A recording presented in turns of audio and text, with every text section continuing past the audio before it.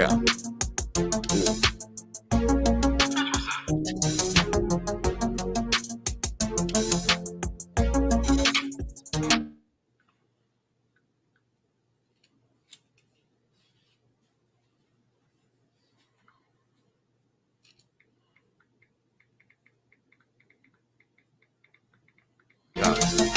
Hello, you beautiful nerds. Welcome to the Drunk Banthas podcast, where we talk about sci-fi, fantasy, horror, and all the popular art that we love.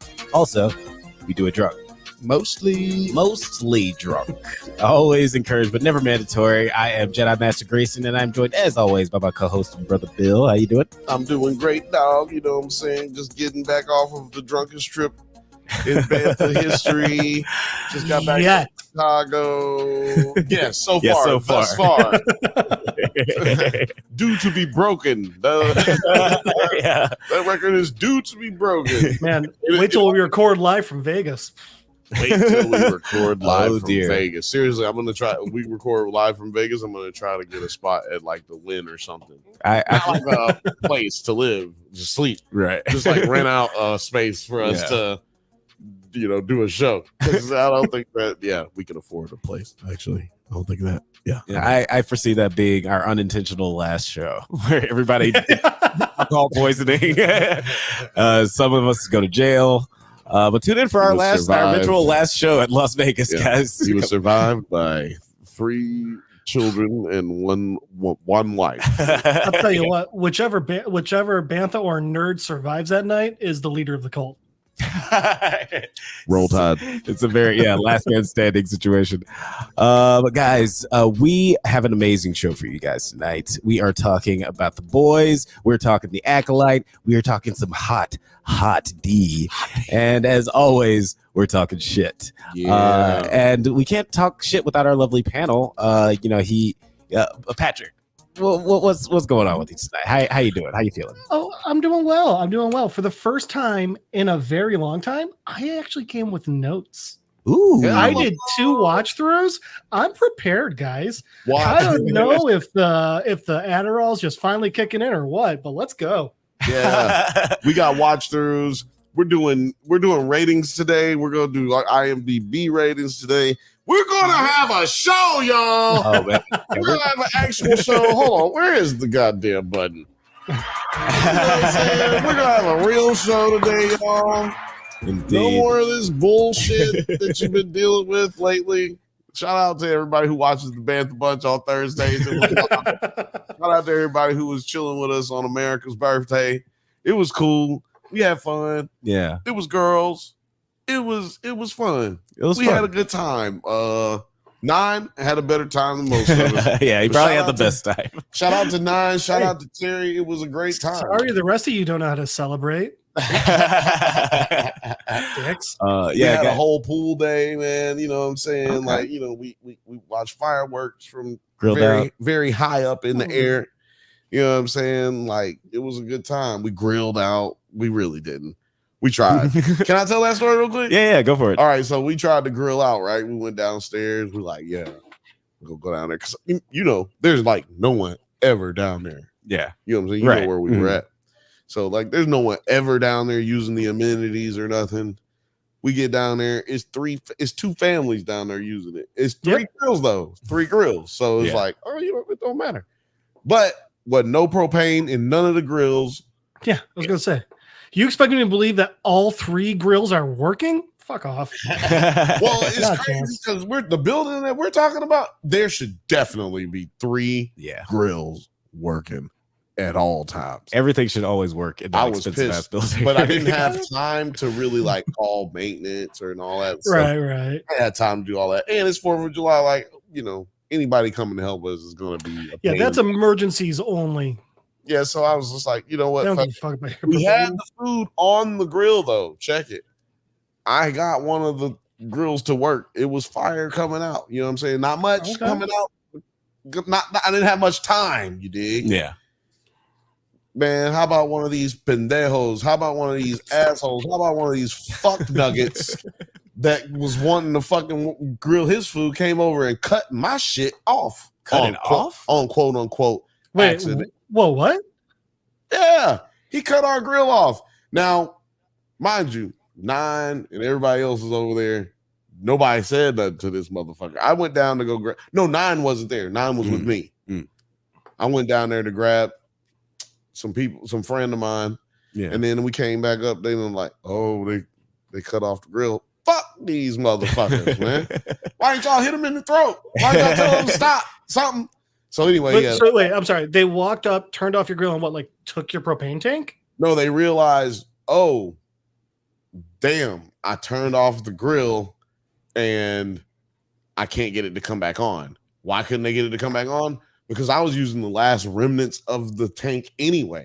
So then when they fucked it up, I had it closed because I was like, this ain't gonna last long, but I can keep the heat inside. Yeah, I'm like, yo, I've got the perfect plan. I've done this before. I've been here before. It's not my first rodeo, as people would say. Yeah, right. But you know what? Fuck them fools, man. Just wanted to say that. Hopefully you're watching. Shout out to y'all if you're watching from Chicago. And if you are, don't forget, subscribe. Yeah, if you haven't yet, please like and subscribe. Please like and subscribe and smash that motherfucking like button like this motherfucker Othelius. What up, Othelius? What up, Morgan? What up, everybody watching from all the platforms, man? We really appreciate y'all. We cannot do this without you, but Alex. Yeah. I mean, actually, we can't do this without you. I was going to say. We will do. It'll be a lot less fun. Just us all shouting out to the voice. Yeah, no one cares. I'm certain that a lot of YouTubers do it without anyone. I was just like, oh man, we actually really can. Athelia said in the chat, you have legal grounds to squabble up with this motherfucker. Legal grounds, yo. You cut the fucking propane off on my turkey. I mean, off my chicken, fool. Yeah, that's not cool. Bro, wait. Okay, and so there was food on there, and they turned it off. Yeah, exactly, dog. I was like, yo, y'all know that's disrespectful, man. Why did y'all do that? Let him do that. But anyway, we took the food upstairs and cooked it and got faded. I had the opposite problem on the 4th. I go over to my pool way later than everyone. I'm like, there's families here. Let them get out of the way. I go over there. The grill was still on, and no one was there. And it's like, bro, one, that's a good way. These aren't cleaned well, so that's a good way to start a fire. But all that grease. I mean, what are you doing with just wasting this propane? That being said, thank you, because now I don't have to turn it on, and I can just turn it back up. And I'm very angry, but I'm very angry. Shout out to them people who helped you out with leaving it on, though. I think that's what happened with mine, though. People left it on, and then and that's the thing. I would get into that fucking situation then. Exactly. Yeah. Shout out to the person who was after you who had no propane. Shout out to you. I don't give a shit about that. It's just I'm giving them a shout. I don't know what the shout out is supposed to mean, but I'm giving them a shout out. By the way, also we have a giveaway going today. That means we're going to give you some merch today. That's all you got to do is make sure you comment in the chat. If you don't have a comment, you can't win because we're going to pick randomly from the comments that are here. It's completely random. Last time, dude who won, House TV. Shout out to you. You have not followed us on Instagram. You have not followed us on Twitter. You have not DM'd me. You will not collect $200. It's like, what the fuck? I don't know. Anyway, I'm sure you got other things to do, but yeah, he not getting no shirt. He ain't getting no shirt. But yeah, if you guys we gotta have a limit on niggas responding. Yeah, that's right, guys. If you we're gonna do a random grab from one of the people who commented in the live chat, and you will be getting I hope that guy wins. You will not seem smart. You will not only you will. Hey, I got. He's in the running. You know, he's thrown his name in the hat. But yeah, if you will not only be getting off one comment, you'll not only be getting a Drunk Banthas t-shirt, you will also be getting not one, not two, not three, but every single issue of Sweet Tooth in honor of the new Netflix comic book. Oh, we're gonna do that too. That's a damn good deal right there. A t-shirt. Yeah, and that is funky. It's not going to be cheap to ship because there's a lot of comic books. So, guys, we love you a lot. Well, exactly. Good news. Paper doesn't weigh a lot, so I'm sure it won't be bad at all. No, not at all. And also, this is like this is something of like $100 value, right? This is a prize of like $100 worth of value. Yeah. Actually, I mean, honestly, issues go for $2.99 now. So if it's at least 25, 30 issues, yeah, plus a shirt. So sure. And you're gonna hit 50. We're gonna hit. And whichever one you don't want, you could give the other one away to one of your friends. Or buy your friend one because you got one for free, so you can buy one. Yeah, there you go. That's what I think you should do. I mean, if I was a good friend, that's what I would do. I mean, that's what real fans do. You might not be able to get one of these because it ain't winter time no more. But you know what? We got mad crop top sweaters, and we got mad sweatpants and shorts and short sweats. Got a lot of good stuff. Oh shit! Look at Jeff is wearing some of that sweet merch. Man, all you gotta do is get you one, man. You know what I'm saying? Holler at your boy. It's the best way to help the channels. It's also the best way to help Nerds at Night because right now we do have a what is it? Oh, and as always, we're talking shit. Samurai. I love that one. That's right. And as always, we're talking shit. Samurai. Go check it out. We'll talk about it. I'm so happy. Yeah, guys, if you want to see all the cool merch that we have with our dub name on it, you can check out our merch store at it's also got the YouTube channel. Yeah, it does. Just get a couple more plugs out of the way. Just want to remind you guys to tune into the Bantha Bunch every Thursday night, hosted by your favorite cousin's favorite cousin, Bill. Do you guys know what you're going to be discussing this Thursday? We're going to be talking about Supercell. That's right, bro. We're talking about Supercell, bro. That trailer does look pretty dope. There's a lot of really evocative imagery. I haven't gotten around to highly suggest everybody watch it. Jeff, I know you're going to fucking love it. It's basically Black heroes. Like the TV show Heroes, right? But with black people. That sounds awesome. It's British black people, by the way. British black people. It's in London, South London. Wagwan. So probably not African Americans. No, right? No, which is good. That means there won't be any social divide in America over the. yeah. Luckily, no one will care about. They're British, so they don't think of them as real people. Also, sorry, just real quick, I don't know what I'm talking about. don't message me. Yeah, definitely check out the Bantha Bunch. Why do I say that? Bantha Bunch this Thursday, so you can check out them talk about Supercell, and I'm sure they're going to be talking about more as goes the show. But this Wednesday, also look out for our interview with actor Nick Corleone from the hit martial arts drama series From the Mind of Bruce Lee, Warrior. It was a super fun conversation. We're definitely going to have him back on. He's definitely said that he's going to hop onto an episode that doesn't hold up in the future. Hell yeah. That'll be super Might fun. Just have him come on here, man. He's also the voice of Timon for the last 14 years on the stage play The Lion King. So shout out to him. Real celebrity. We got a god coming up on Wednesday. You know what I'm saying? A god. Shout out to him. Also, he's a friend of the show, man. Like, fuck that. He's not. This time it's actually true. Yeah. You know, those are logistic things that we got to, you know what I'm saying? They're just not friends of the show yet, Jeff. No, yes. Legally, he's a friend of the show. But now with all the plugs out of the way, now that we've whored ourselves out a little bit, let's get into the nitty. 15 minutes of whoring. Yeah, that's 15 good minutes. That's a good day. That's a good work day. That's a good old. That's a good. Well, Or one long client. I don't know. But let's for us in tangents. That's amazing. That's not bad. That's not bad. But yeah, let's get into the Bantha book club because guys, he's like family. Y'all just hate him because he's light skinned. Yeah, I get it. Would you like to share with the people what you've been reading?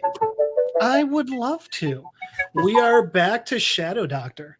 We are on issue number 3, and if you remember, issue 2 ends with Nate finally getting the money and the key to a storefront from Capone.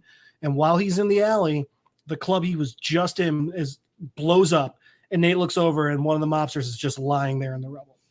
So this issue 3, opens up in Tuskegee in 1915, where Nate's talking with his dad in the middle of a field of cotton. Pretty awkward start, but then it's very quickly revealed that the reason they're there is Nate's dad is the dean of agriculture. So I don't know where for. They don't mention a university or anything, but he's out there and he's looking at this field because one of the professors, Professor Carver, needs a field to start growing peanuts. Hide white. No, sorry. Every time that's just it is a Professor Carver who's looking for space to grow peanuts because he believes this could be the new richest thing in the South. Historical foreshadowing. Right. So Nate and his dad are talking, and his dad alludes to Nate's mom saying something to him, and he's just like, "Don't believe her. She's just, come on, she's talking on her ass or whatever." So then the next scene, we see Nate's mom wake him up in the middle of the night and sneak him away from his dad's house. So from there, it goes to Chicago, and we're watching as the mob's leading Nate into this room, and it's a room, not yet. It's this room where they're just like carrying the guy who's in the rubble, who it later is revealed was Mad Minute. They're carrying him and Nate into this room, and Nate just keeps like saying like he needs a hospital. What are we doing? We have to take him to a hospital. And they're just no, not happening. We're not going to do it. And Capone's like, "What the hell are you talking about? We're at a hospital." And it's like, "This isn't a hospital." And Capone's like, "This is the storefront we were giving you for a hospital. You're a doctor. You'll do." And Nate's like, "No, I can't. There is a piece of shrapnel sticking out of this guy. And the problem is, I don't know. It could be in an artery. It could be in his heart. If I try and take it out of him, he could die. So I'm not going to do it." And now Capone's getting pissed. Capone's yelling like, "Listen, stop mentioning hospitals. Stop mentioning all of that. Stop saying you're not going to do it. You're fucking doing it." And he pulls a gun on Nate. Oh shit! So now Nate is standing there with Capone's got a gun in his face, and Capone's like, "You're gonna fucking do it," and Nate's like, "I won't." Here's the thing: if I don't have, I don't have the stuff I need. I need an X-ray. I need a scalpel. Even I need lights, like all this normal stuff. And Capone, he's like, "I can't do it. I took an oath, and if I don't at least have those things, I will be hurting him. I won't be helping him." And Capone's like, "Are you seriously going to die over your oath?" And Nate's just like, "Yeah." And Capone's just like, "All right, that was the right answer. Good. Okay." And he turns to the other mobsters. He's like, "You guys got to go get some stuff. You got to get it fast." Yeah. And then it cuts back to Oklahoma in 1961. And we see Nate as a kid again. He's just like falling off a cliff. And he just wakes up in this guy's house, and the guy gives him like this cup of tea. And it's like, "Here, drink this." And it's a type of medicine. And so now Nate's like pestering this guy with a ton of fucking questions. "What'd you make it from? How does it work? Can you use it more than once?" And the guy's like, "Dude, stop. All right. You want to know about this? Fine. But I'm not just going to give you my, I'm not just going to give you this information. You're going to have to get it the same way everyone else does. You're going to have to, go through a lot of like frustration and toil. And if you still want to learn this, fine. Come back tomorrow. I'll start teaching you after you answer this riddle for me."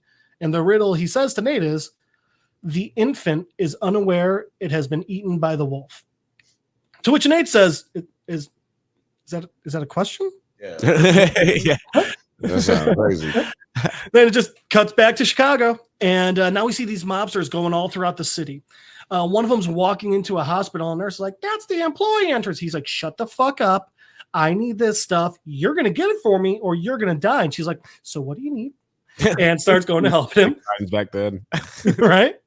We see two other mobsters just stealing a shit ton of prayer candles from a church.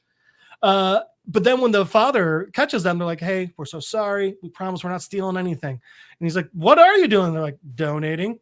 And then there's just like a giant like pew full of cash. They just left a bunch of cash. So they threatened to kill a nurse for an X-ray machine, but they pay way too much money for prayer candles.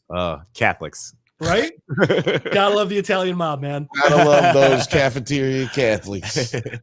And I think it's also supposed to be pointing out to us that like the mob obviously had this weird twisted sense of justice, but this is also part of the reason why all the common people stuck up for them. Like these guys, yeah, they're doing bad stuff, but they're still like giving things to the community and they're building up their community as well. Right. Random one, nothing to do with the book. I don't know if you guys know this. Capone's the reason we have expiration dates on food. Talk about it. What the fuck is that? Al Capone's niece once got deathly ill and almost died because she drank some old, outdated, tainted milk. So Capone learned like that's why she almost died, and he is one of the big things that pushed for expiration dates on food and beverages. That's why we have that now. Yeah, criminals get shit done. That's historically. Yep. Yeah. Here from if you watch the Drunk Banthas, that's what happens. Yeah. Villains get it done. Mm-hmm. I don't know where we said that before, but that's if you watch, you know. The real ones know. Right? So we cut back to Oklahoma, and we see Nate just running some weird errands for this guy. He's like hauling hay, he's like cutting down trees and stuff like that. And the guy keeps asking him, like, asking him the question. The infant doesn't know it's getting eaten by the fox, and he's like, are we the fox? Are we the infant? Tell me the truth. I just want to know. And he's like, you gotta figure it out on your own, man. I told you got to figure, like, this is going to be frustration and toil, which, I mean, like, really, I think he's just trying to like get this kid to do his farming for him and stuff, but whatever, get it done. Yeah. It's pretty clever. When I have kids, I'm going to just give them a whole bunch of riddles. Exactly. 100% while telling them that you're teaching them medicine, I guess. Anyway, so then, back in Chicago, I'm going to roll some medicine right now. Oh, all right. It is medicinal. So back in Chicago, we see Nate and Capone looking over an X-ray, and that's so they still steal an X-ray machine, but the reason they stole all the prayer candles was that's how he's able to look at the X-ray, which I think is just hilarious. But so they're talking about it, and Nate again is like, he has to go to a hospital. And Capone's like, don't you fucking start with that again. But Nate's like, no, the thing is, like, you can see it, but here's the thing. I can see the shrapnel, I can see the bones. That could be puncturing an artery, that could be in his aorta. I don't know. So we have to get better imaging. I can't operate on him. And so now him and Capone are arguing back and forth. And Capone's just like, just fucking fix him already. When this other guy who's standing off to the side is like, guys, gentlemen, and they look over, he's like, he hasn't got a pulse. I'm like, fuck. So Nate like runs over and starts feeling, and he goes, no, he's got a pulse. It's weak, but he's got one. And that's when Nate's like, shit, I gotta do this, Yeah. So now it's in this scene right here. We got a couple pages of this where instead of a full page Oklahoma, a full page Chicago, each panel starts cutting back and forth. We see Nate operating on Mad Minute, even though he's got the barest of bare bones to go by. Then we see Nate watching this snake slithering out of its skin and leaving the skin behind. It goes to Nate looking in the wound, Nate pulling the shrapnel out. It goes to Nate watching the really examining the skin of the snake, and just like seeming to get something, and then it ends with Nate talking to. It ends with young Nate talking to the medicine man, being like, there is no answer. And the guy goes, huh? And Nate just goes, that's the answer. The answer is there's no answer. Some questions don't have an answer. And the guy's like, good. That's the nature of medicine, which it is confusing as shit. But at least this time he elaborates, and he goes and he's like, here's the thing. We're not always going to know why things happen to the people or how things happen, but we do know how to fix it, and we do know how to help heal them. And that's when you realize that's why this is what's being juxtaposed with what Nate's dealing with in Chicago. Because while Nate obviously is struggling with a crisis of conscience, I mean, he's literally helping a murderer out. Their oath is to help anyone. It's help. It's not help the good people. Yeah. So it ends with the last scene we see of this guy is him telling Nate, okay, you figured out the answer. Come back tomorrow and we'll actually start your training. And then in Chicago, it cuts to Nate and Capone talking, and Capone's like, is he going to make it? And Nate's like, as long as he doesn't get an infection, yeah, he should pull through with flying colors. And Capone's like, good. We're going to need him because the one thing I was hoping we would never have to do again, we're doing it. And Nate's like, what's that? Capone just goes, we're going to war. And that's the end of that issue. Oh, dear. That Nate, yeah. That is incredible. Like, honestly, like, you're making me love. And it's a true story. Yeah, it's insane. And like, and the whole story with the old man that he's learning from kind of reminds me of like a Kobayashi Maru type of thing. 100%. The lesson is that, you know, there isn't an answer to every question, and you have to be able to accept defeat at some point. Especially in medicine. Especially in medicine, like, you have to have like a really strong skin for that kind of shit, because you're gonna lose patience. You're not gonna be able to save everybody. So I think that's, and one of the things this guy mentions earlier, he's like, you want to know the things that I learned from my ancestors and their ancestors and stuff. And like, you might not catch it the first time, but I mean, it's 1916. This is, you know, they're still not getting proper education. These are things that, you know, probably from the slave times, they had to just pass down this knowledge through that literal hard work, blood, sweat, and tears to the next generation. And only a select few were able to really hold on to, understand it, and then pass that on as well. So while it's kind of like, at first you're like, why does he just fucking teach the kid? It's like, no, he wants Nate to understand just how hard it was for African Americans to be able to own this knowledge. And it was really good. It was, upon your first reading, you're just kind of going through it like, okay, whatever. But like on second and third readings, you're really getting the rest of it. And it's a great fucking story. And that's the other thing. This is Nate's first, what are they called? Surgery? Yes, surgery, but patient. Oh, this is Nate's first patient ever. And he literally saved his life. Fucking crazy. Right? It's like putting up 40 in your first NBA game. That's right. Like 50. Yeah, it's probably like 50. That's a pretty bad first patient. Opened up a motherfucker's body. Yeah, that's some Michael Jordan numbers. Athelia said Nate's better than me. I would have folded. Fifth Bantha said, yeah, that's what billionaires try to pull on us now. A few good deeds or some donations don't absolve their wrongs. Talking about how Al Capone is like, you know, good person to some and a terrible person to others. And Ophelia said, who said crime doesn't pay. And I feel like he said it in one of these kind of accents. I can go twice as high. God. Jeff, thanks so much for taking us down the Bantha book club. Absolutely. Yeah. I'm having a blast rereading this book. So I'm having a blast mixing in this reading rainbow. Whilst also trying not to receive a copyright. It's a delicate balance. But I'm enjoying myself. I feel like a DJ. We'll find out if we won at the end of the show. And guys, also, you'll find out if you won a comic book or t-shirt at the end of the show. You guys just have to put in something in the live chat comments and you'll be in the running. So yeah, at the end, right. We'll do a random draw and give away some prizes. But for now, let's move on to our second topic. Let's move on to our second topic of the night. We are going to a galaxy far, far away. We are talking about Star Wars: The Acolyte. This was an interesting episode. Oh yeah, gotta get that good. Best thing Star Wars has ever done is that fucking song. Let's talk initial thoughts. I think that they're saying, hold on, Bantha.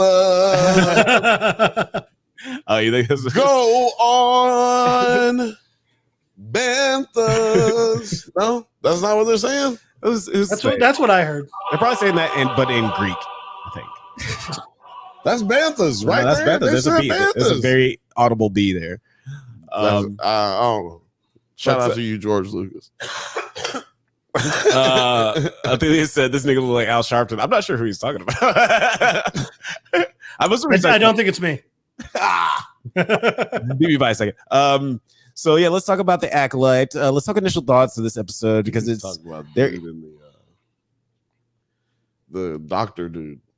On Nate.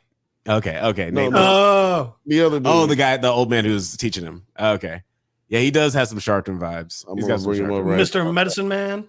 Yeah, no, he does look like Al Sharpton. Yeah, young Al Sharpton. Al Sharpton with the pressed hair. Yeah. If he had a jumpsuit on, he would definitely be like he'd be giving Al Sharpton for sure. Is that a question? He said, "Hey, my name's Al Sharpton. Only if you can answer a question. The infant is unaware. Has been eaten by the wolf." Is that a question? I don't know, but find out next time here on NBC. This is the Al Sharpton Show, and I'm Al Sharpton. Nate had the absolute response any of us would have. Is that a question? Is that a question? That's what people say. That's what people say to Al Sharpton on a daily basis. Well, that's because every sentence ends in a period, but his voice goes up at the end of him anyway. Right. Period, into the period, and he's always yelling. He's the only person who was on NBC. He'd always be yelling. Like, oh man, yo, my guy, you got a microphone on? Yeah, all the way down. It's like that episode of The Office where they're Holly's like, "Can they hear us?" And Michael's like, "Not if we turn the microphones off," and he turns it all the way up.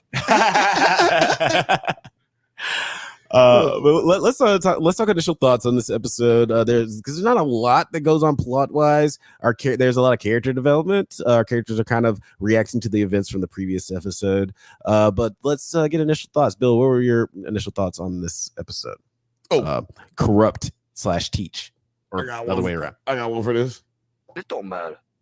None of this matters. It don't matter. None of this matters. Why you boring me? I'm right. There we go. They're just talking audio clips. There we go. Okay. That'd be a good episode. I don't have to say anything else. Oh man, that would be a good episode. I only have I've got 16 banks. Oh no, 26 banks. I can do it. Yeah, you can do it. It's gonna be like a Bumblebee episode where you just like speak through random other audio clips. Athelius Maximus, his initial thoughts were not a lot can happen in a half hour. Disney needs to let shows either run longer than 30 minutes or give more episodes in a season.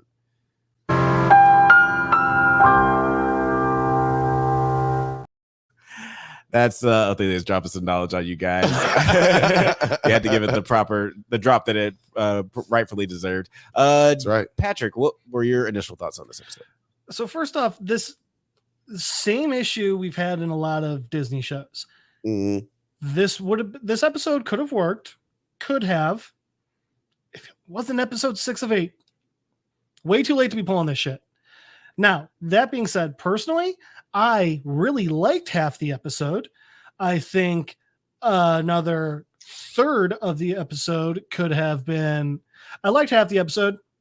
Another 40% of the episode could have been one scene. And then the green lady walking around could have just done without it. Yeah, she's becoming one of my least favorite characters. She's not really interesting. I know that she's like a legacy character, but I don't give a fuck about any of that. Honestly, the only interesting thing she's done so far is, now we have light whips as canon, and she's the second purple lightsaber if that's canon. Yeah, first of all, I'm so glad that you said it. I'm mad about that, first of all.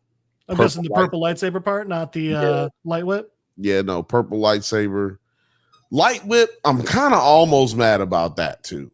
You know what I mean? Like, I just don't get how it's practical. It's exactly.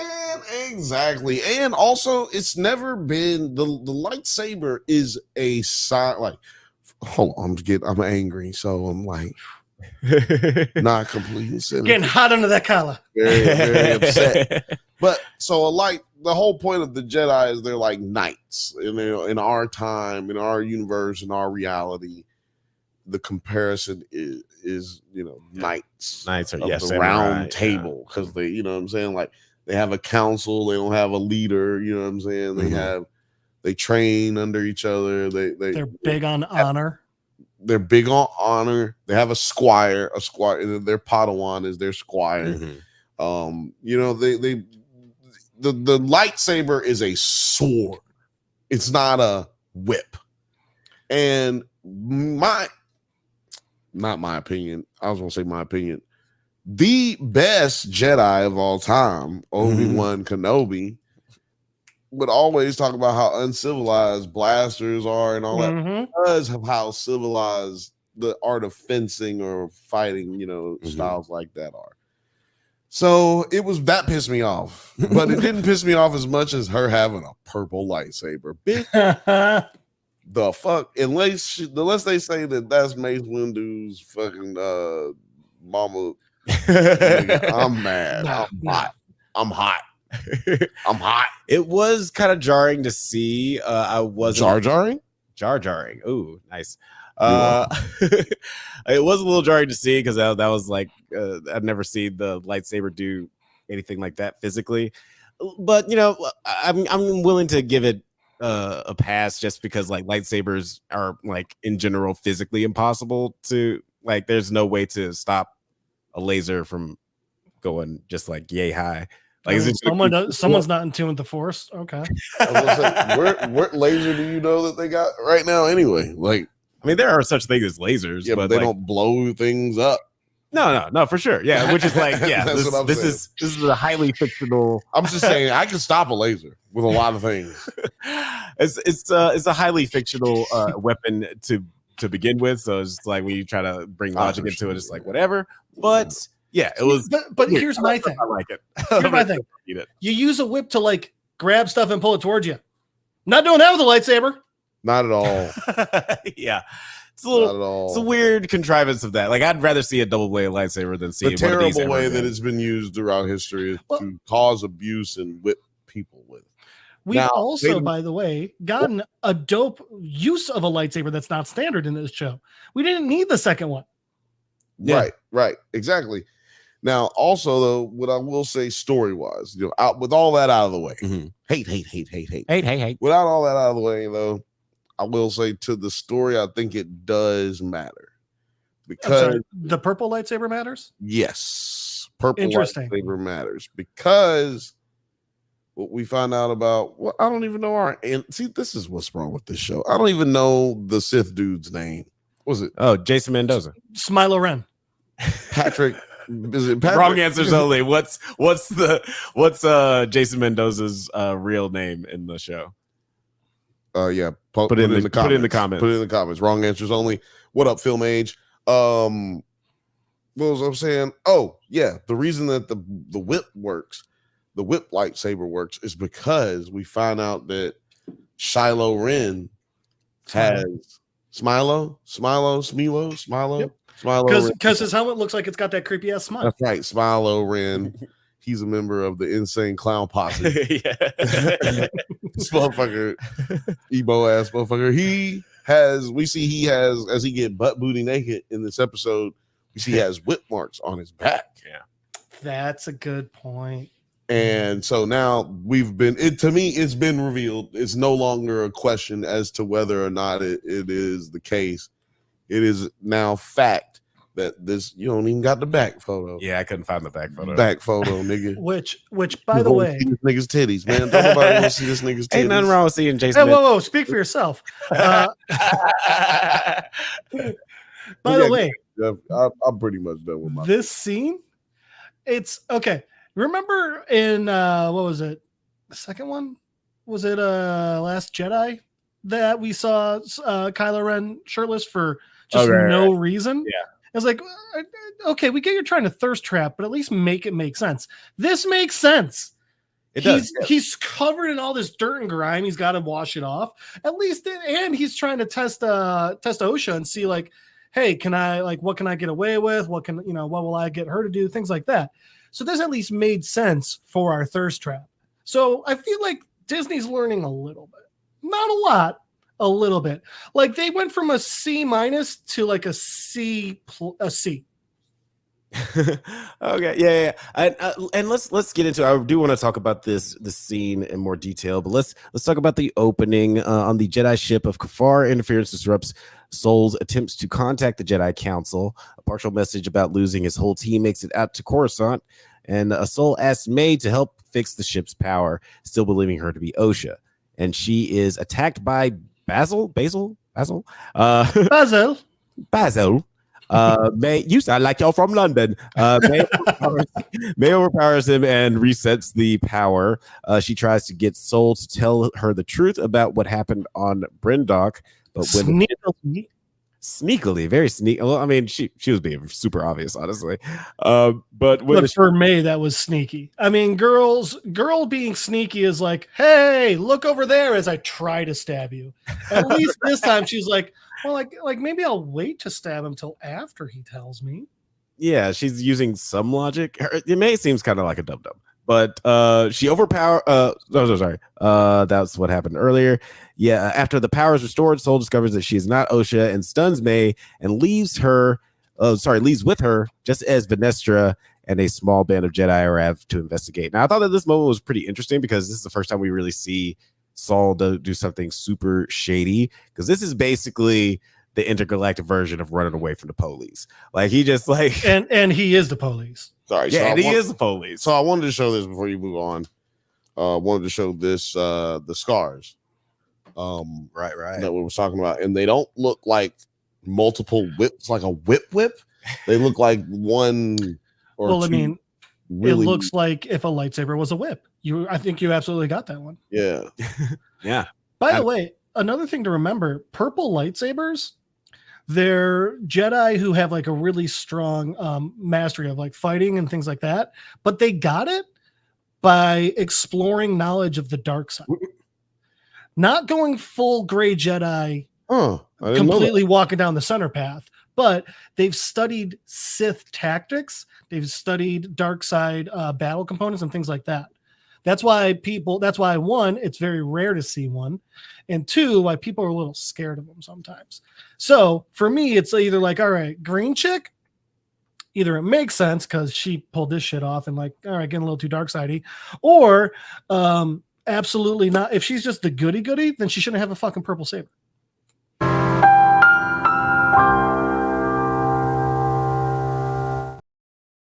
That was such good timing. Thank you for that little nugget of knowledge, Jeff. Yeah, we gonna be using that like we use everything else. But no, yeah, I do like that, and I do want to get a little bit more into the theories and of Jason Mendoza's background as we get to that scene. I just want to say, this how you guys is the feel. most positive review of this show thus far. Oh, like last week. This episode specifically. Oh, I think last week was better. We just went through it faster. No, not ours. I mean, just okay. The ones that the commentary that I've seen for this episode has been pretty. We'll get into that, buddy. Yeah. There's some problems, but I do really like this scene. Like again, like Jeff, what did you think of this moment where Saul? Because like obviously Saul is grappling with some sins of his past. Oh, and now he's just like straight up ran away before the cops showed up. Like, what did you think of this moment? I didn't have an issue with it, except again, it could have literally been one fucking scene. Like going back and forth between it. I get why you do it in a cinematography sense. Cinematographic sense? Yeah, exactly. Cinematographic. Yep. But at the same time, like, all right, having little Otter Man smell her, and then like, oh, the droid shoots oil at her, then oh, she resets the droid, then oh, she does that. Like all the back and forth, we could have streamlined it a lot more. It was clearly the more boring half of the episode, so we didn't need to dwell on it as much as we did.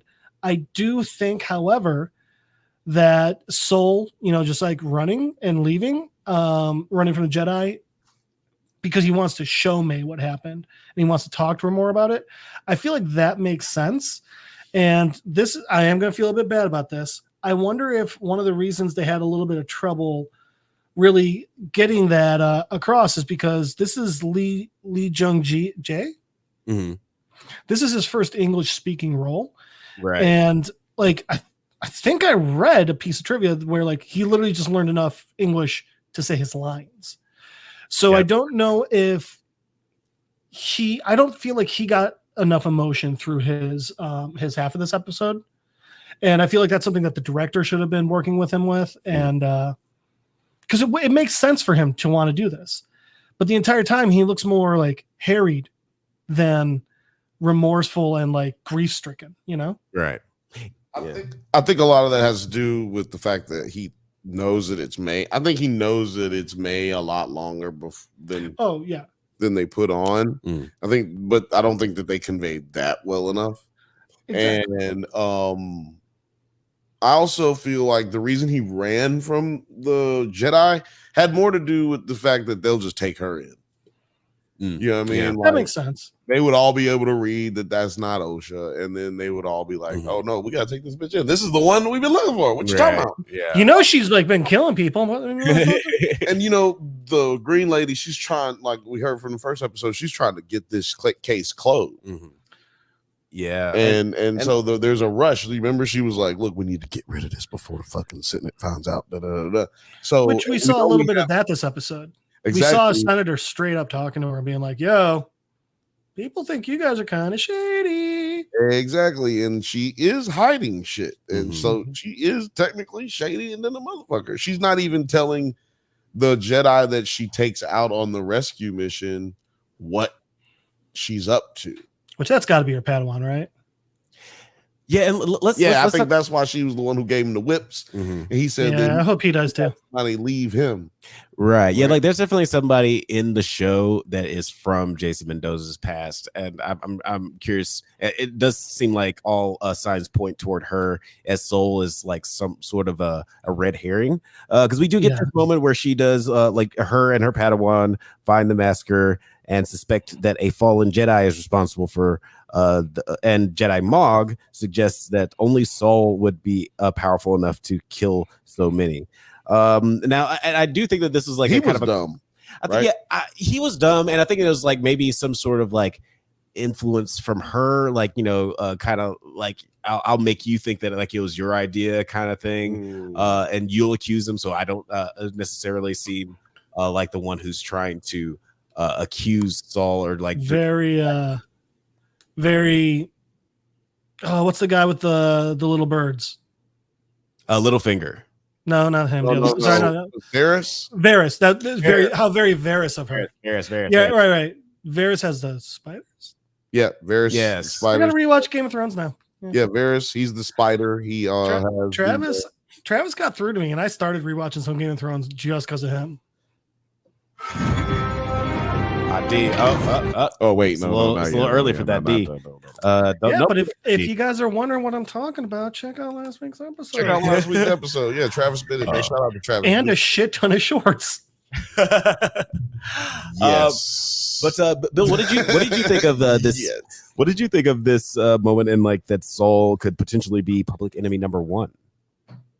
Now I need a public enemy number 1 drop. I didn't get that. I didn't feel that. So I don't really. Well, I mean, just from like the inference from Jedi Mog was like, I think that he might be the person. Like the fact that they even planted that. No, they said that.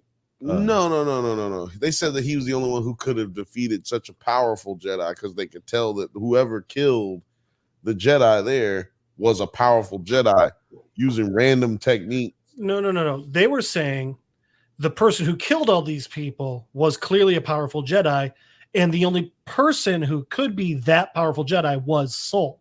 No, they were saying the only person who could have stopped him was Saul. No, because that's why she says, careful with your accusations, right. A heavy accusation to make her, however she says it, which I honestly, at the time, I took more as them just trying to be like, hey, we haven't gotten it across yet. So Saul's really strong. I didn't. Yeah. At first, that's what I thought they were saying too. But then I was like, wait, like now we're blame shifting towards Saul? This is kind of weird. And I think you're right, where I think she's Varysing that whole thing, Yeah, trying to create a red herring. Oh man, we should get a red herring drop too from like Scooby-Doo, a pup named Scooby-Doo. That's exactly what I was thinking of. Red herring. Nigga, that was a cut that was so deep. I I think I felt it. It went through you into my side. That is a Rod Stewart. That is a Rod Stewart. The first cut is the deepest size cut. Yeah. Jason that cut's so deep, it's emo. It's cutting itself. Ooh, yeah. that cut definitely saw the used live at least 3 times. Jason Mendoza. Jason Mendoza takes Osha to an unknown planet where he dresses her wounds. He claims to be a former Jedi who was betrayed by his master, drawing parallels to Osha's past. She is wary of him, but eventually agrees to try on his helmet, which is made from the lightsaber blocking metal cortosis. Scooby, a pup named Scooby-Doo.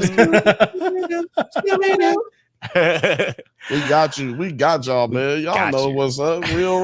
Look. Hey, you know what I'm saying? Real ones know, man. Othelia said real ones know, man. That show was fucking awesome. That's what I said. I was just paraphrasing what he said. And then Morgan said real ones or old ones. Othelia said yes. Same thing, nigga. Same thing. Othelia said correct. That is correct. Oh man, Scooby Doo.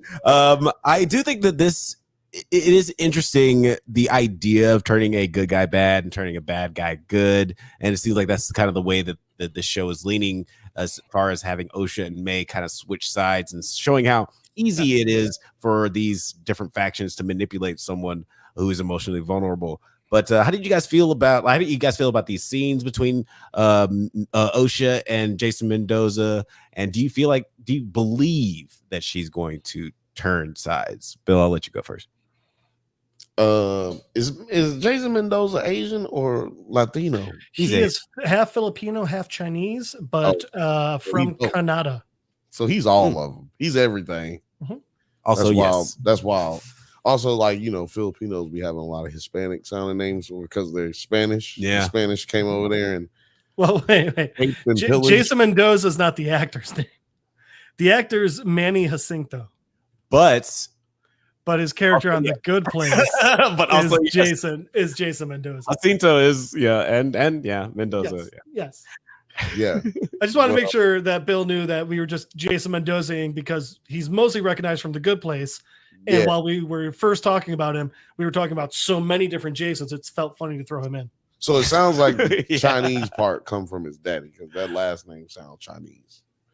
But anyway, I was confused because I was like, yo, is this nigga Mexican or is he Chinese? This sounds crazy, Mendoza. But anyway, a little frothy throwing up the Filipino flag. Yeah, shout out to the Filipinos. You know what I'm saying? Do you see a flag there? I just see a teeny tiny PH. Well, I guess it's the experience varies from different viewers. Fifth Bantha said, "Hey, Cuzzo." I thought she was just talking about the acidity or something. pH balance is off. pH balance is off on this video. I'm gonna have to switch over to a different Wi-Fi. But yeah, do you believe that Osha could actually turn, or do you feel like this is? I don't know. They're pretty serious about their safety requirements. Osha might not turn on that. But I mean, it makes sense that she finally put on a helmet. Yeah, exactly. Yeah. Fucking Captain America. God damn it. Falcon, put on a goddamn helmet. You through the air. Sorry. So you gonna say that's Captain America? You really gonna go with that? That's how you rolling? No, I'm just saying that Falcon should put on a helmet. He should, but I'm not ever calling that goofy ass nigga Captain America. I mean, he earned the title. Steve gave it to him. Shout out to you, Anthony Mackie. I don't like your acting. I mean, not even in The Night Before. What? Not even in The Night Before. Actually, no, man. I think that they could have done such a better job with casting for The Night Before. How about when they did The Night Before lip sync battle and he did a pretty good MC Hammer dance? You know what? I mean, Joseph Gordon-Levitt fucked him up with his Janet Jackson, but still. The H.O. Schwartz scene where he does the MC Hammer dance like while they're doing the Kanye West song. Yeah. That's the best shot in the movie, and it's no small part to Anthony Mackie's physical performance. But Michael B. Jordan in that role would have made that movie 10 times better, and people would have actually got to see it. Man, that's actually probably a better point. Is that people would have gone to see it. Ain't nobody trying to see Nigga Bird. Shout out to Nigga Bird. I saw it for Joseph Gordon-Levitt, but then again, I'm light skinned. Well, yeah. Oh, well, Right. I mean, I watch everything that Joseph Gordon-Levitt's in because He's Gordon-Levitt's in light-skinned. it. It's because Joseph Gordon-Levitt is light skinned. Yeah, He sure is. he's light skinned. Yeah. He Asian too, ain't it? No. I think he is 1/3 Asian, right? Yeah, he Asian. I think his mom's half Asian. Whatever. I can't don't want to remember. hear these halves, quarters. You Asian. I can't remember. I looked it up a long time ago. I can't remember. Shout out to our Asian All Stars. Yeah, shout out to Asian All Stars. But yeah, Patrick, what did you think of this thing? Like, do you feel like Osha is gonna turn, or do you feel like she's gonna stay committed to the light side? So I don't know. Oh no, he is not Asian. He is entirely of Ashkenazi Jewish descent. Oh, okay. Ashkenazi Jew. Ashkenazi, thank That's you. technically Asia, but I won't give the details. Right. Well, anyway, so I mean, I think they're going to make her turn no matter what. The question is how much I'm going to believe it. Right. That being said, I think Smiler Ren is doing the best version of a Sith turning someone that we have seen yet. Maybe not the best that's ever been done, but at least the best we've seen. I mean, Palpatine was so fucking heavy-handed. Snoke was just stupid. And, and then, we get the Emperor plus Vader trying to turn Luke, and he's like, nope, not going to turn. And then it's like, I'll turn right now. Yeah, All of it was just like, we get it. We get you're working on their emotions, and but like, you're not turning them to the dark side. You're just pissing them off and having them throw a fit, basically. Whereas Smilo he is not telling her what to do. He's asking her, it's Othelius, you just hit it. He's just asking all the right questions. And that's the important part. He's letting Osha do something that the Jedi never let her do, decide for herself. He is very smart. He is very good at manipulating. But here's the biggest thing is, I don't think he really actually cares if Osha turns or not. If she does, great. He'll use her. That'll be awesome. If not, okay, he'll just kill her. Well, I think to your point, I think he does care a little. Like, yes, he doesn't really like it. It doesn't change his life if she doesn't join him, but technically, it does change his life if she joins him, because he already said to Soul, like, "Yo, I want." He said, "What do you want?" And he was like, "I want a pupil." So yeah, his desire is to have a pupil, but his desire drives him, right? Mm-hmm. And that's a part of what he uses to control the dark side of the Force, right? Or to tap into the dark side of the Force. So I think you're right, Jeff. He doesn't care, but he uses that lack of caring and also that want. He wants her, but he's like, fuck that bitch. You know what I'm saying? Like, you know what I mean? Like, at the same time. So I think that conflict creates that fear, which creates that ability for him to tap into the power of the dark side. The dark side. Agreed. Real quick, is this just a still image or is this the actual? Can you push play? Oh no, this is a still image. Okay. So one thing that you'll notice when you're watching this episode, at this scene, it looks like he's got all this faith in her, but it wasn't until my second watch through that I noticed when they pan to the side view of them talking, he's actually holding her arm. He's got control the entire fucking time, but it looks like she does, and he's letting her think she does. He's fucking smart. Yeah, it's like a classic manipulating. But also, he didn't manipulate May the same way, right? Like, he didn't let May know who he was. He wasn't intimate with her in a conversational, personal way, not like, bing bound. I wonder if that has to do with their basic personality. May is just so aggressive and so angry and so revenge focused, whereas Osha is, while still clearly emotionally distraught, she's closer to a balance, and at least wants to believe she's good. It could just be that. Yeah, like it does seem like, I think to your point, that all plays on the dark side stuff, right? Like, May is easier to, he may have felt like she was easier to manipulate with using just her desire, her anger, her revenge. That's a good point for it. And so he has to try to adjust his approach with OSHA, like y'all were saying, or like you were saying, Jeff. Like, I have I'm telling her things about myself. I'm getting butt booty naked with my body out. He was like, "Oh yeah, this is gonna turn her." When she see this wang dangle, it's all over then. Yeah. She gonna be seeing me. She gonna be like, yeah. He's like, "Oh, she comes in. She's gonna turn this lightsaber into a blaster." If you catch what I mean. One of the things actually like this scene kind of reminded me of was Margaret from Game of Thrones. That was played by I can't remember the actress's name now. She's in like Oprah Winfrey.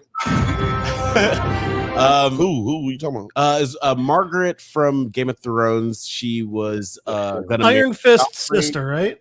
Yes, Iron Fist's sister. She was gonna marry Joffrey.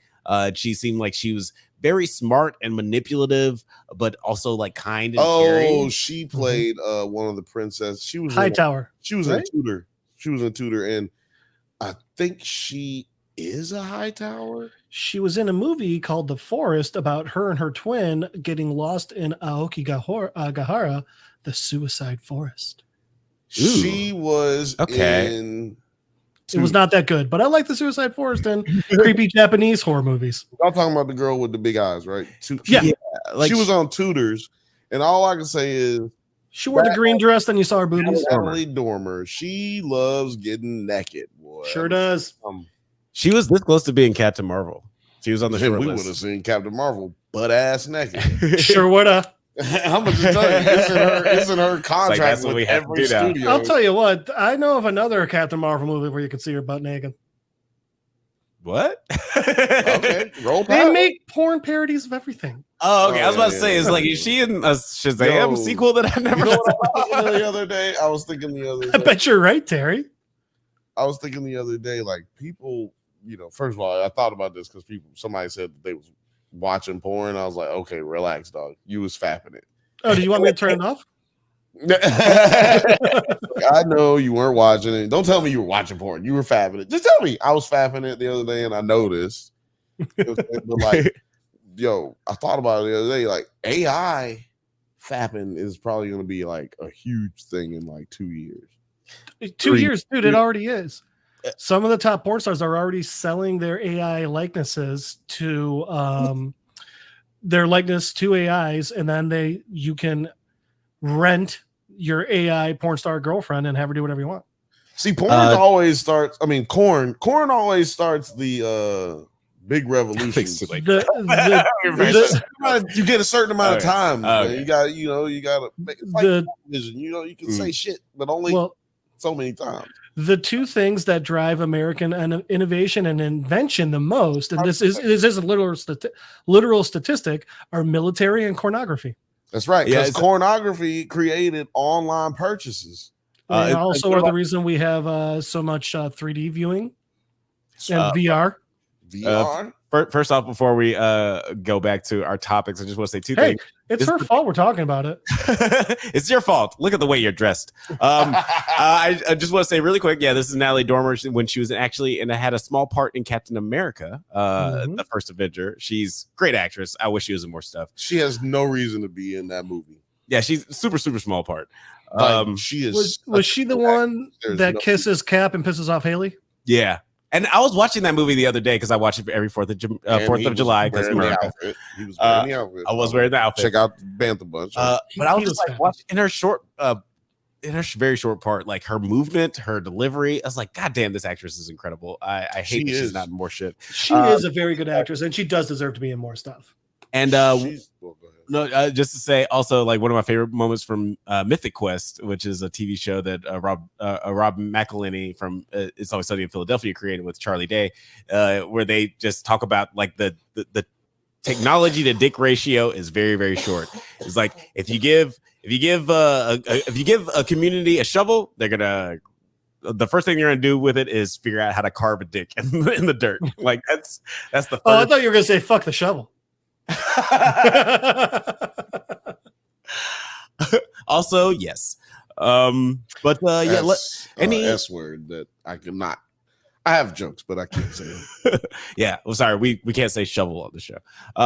But any final thoughts on the Acolyte, or were you guys any predictions Terrible of where ending. we might go Stupid forward? ending.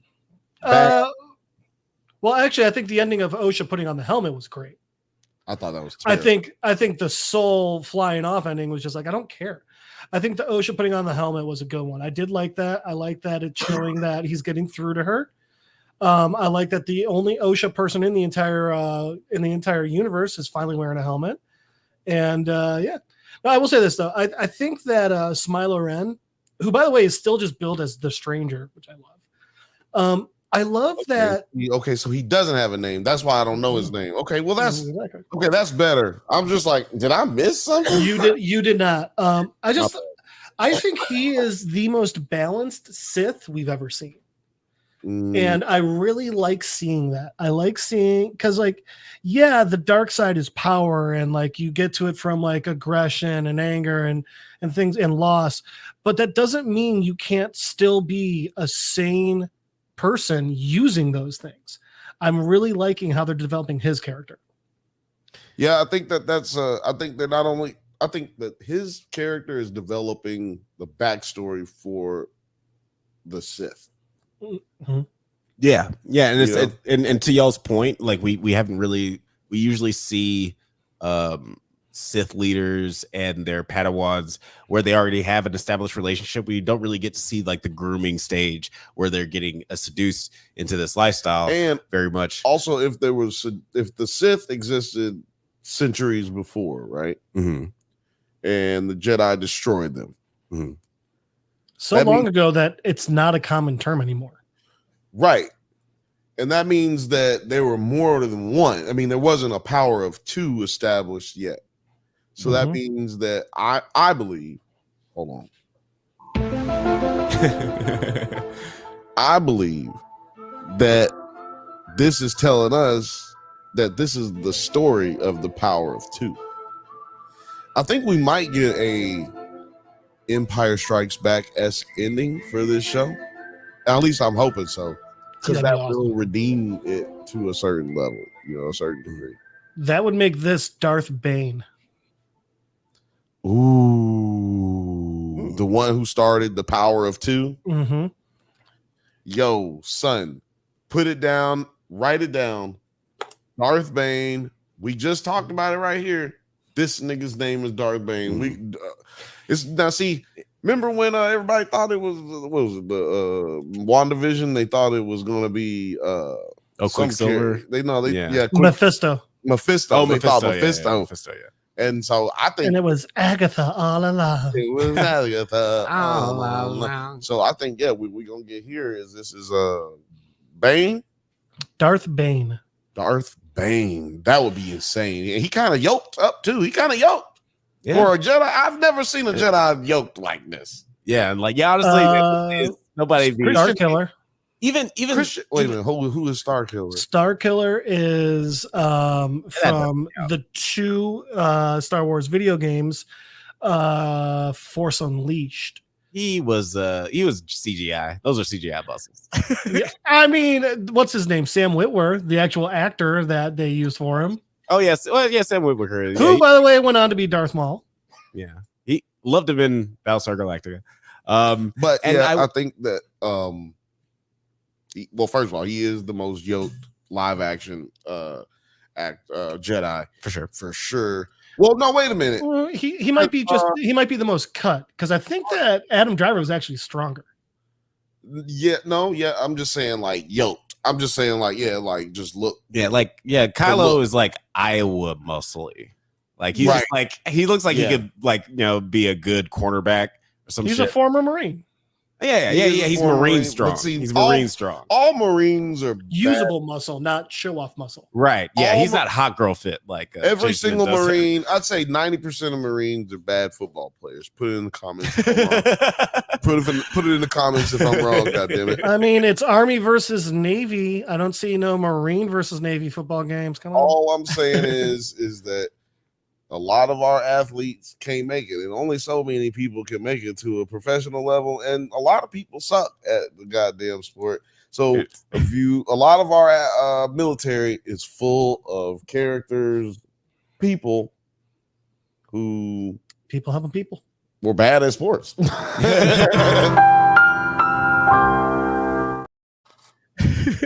And with that little tidbit, let's move right along to our next. Well, no, wait, we gotta do the rating.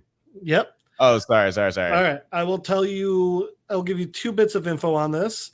5,809, and it is not the highest rated. Wow. Okay. Not the highest. What is the rate? We're not going to guess because we're going to make sure we save on time. But all right, it is rated 5.1. Last episode, Night 6.6 was the highest. But that's not the biggest bullshit. You know what the biggest bullshit is? The series overall, 81,566 votes, 3.5 out of 10. Damn, Fuck you, really hater bitches. You know what? And you know what? It makes me mad Go because outside, nerd. Get out. Go. I ain't got time. seriously, because it makes me mad because I'm like, yo, this show is not that bad. Then I'm out here criticizing it, and then you make me feel like an asshole. Internet, what are you doing? Well, the thing is, we're giving legit criticisms. We're not giving the why is it so fucking woke? Since when are Jedi's woke? Like literally, I've not seen anything that you could consider woke in the last 5 episodes. Yeah, like not even at all.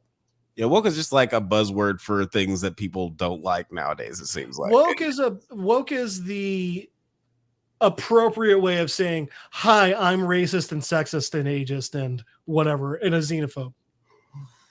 Right. Yeah, I'd vote for Homelander a second time if I could. Look, can I just make can I make a service announcement before Hey, thank you for asking. No.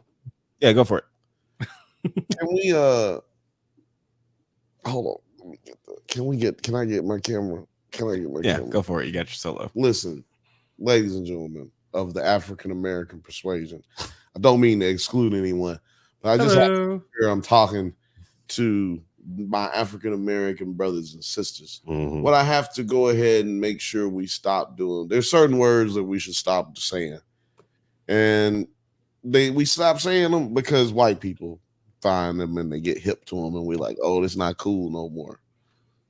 But this one right here, woke, it's been manipulated, turned into crazy shit that we don't. I have a proposal. Black folks, we need to quit making up words. We don't need if we make them up, we don't need to say them in mixed company. Yeah, because you know what'll happen. We will ruin them. You know what'll happen? You know what'll happen, Jeff? Whitey, he'll take it. Why? Oh, just me. Okay. He'll take it. Whitey will take it, and he'll be on his way. That's right, Jeff. Whitey will take it. Be careful around yourself. It's what we always do. Be careful. Why do we have to ruin good things? Be careful around your peers, Patrick, because I don't want them to take. By the way, I think the first time I actually heard the term woke, still such an amazing Gambino song. Yeah, I know. And that honestly, white people ruin that song too. We do. Shout out to Snow the Product. Radio shout out to Snow the Product because she also had a big campaign for Stay Woke. Oh yeah, that's right. Yeah, all her she merch, did it before. It was all her merch is like worth nothing now. You know. Well, the funny thing is going to be at some point the conservatives are going to start like buying it to make fun of the liberals. Now it's just going to come all the way back around. It's going to be like Clerks 2 with Porch Monkey. Right? I'm taking it back. I mean, I was going to go with how the first conservative president was Abraham Lincoln. Yeah. That party's kind of gone the other way. Lots changed. But we have a knock at the door. We have a special guest. Oh, it's Producer T up in the building. What's up, bro? Nothing, chilling. Got me a new hat in the mail. Timu. Oh, Timu? I like it. I like the ears. He's gangbanging. Timu. Shout out Timu. We out here. I've been hearing that they've been killing me with those ads, bro. Like Timu is like, they got that marketing money. Dog, god damn it, I'm mad. Because I haven't seen any of that shit, and now I'm about to see it nonstop. Oh yeah. Now that you said it out loud, he's wearing shit. Everybody's fucking saying it. God damn Timu. Oh god damn. The Timu clone is in the building as Athelius. I finally got rid of the emu. Goddamn commercial. Liberty. God. What is that? Liberty Mutual? Oh. Liberty. I'm tired of these. Now you're going to get a bunch of scores for the New York Liberty WNBA team. I need to check that actually. They lost it. Come on, Underdog Fantasy. Give us some money, man. Come on. Producer T, I see you were dodging bullets like the Matrix, try to skip out on this Star Wars talk. But now we are actually getting into the nitty gritty. We're talking about them boys. That's why I'm here. Yes, you are joining the conversation. What were your initial thoughts on episode 6 of The Boys, Dirty Business? Boy, this show is it's vindicating for me that it's getting so bad because so many people wanted to trash the comic book, acting like Garth Ennis wanted this shit to be some kind of philosophical breakdown when he admitted that this was just trash for trash's sake. And that's why I like The Boys, because it was trashy, it was bad, and there was no ifs, ands, or buts. There was no hiding it. And now with the show trying to be highbrow and everybody's, dogging the comic book where it got its inspiration from, and now it's become trash. I'm just like, haha, that's what you get. So wait, sorry, are you saying that? Wait a minute, because you said two things there. You said the internet doesn't like it, but I don't know if I heard you say, and you said that the you like the books more than the show, but I don't know if I heard you say what you think about this episode in this series so far. Oh, this one was just as bad as the last one, if not worse.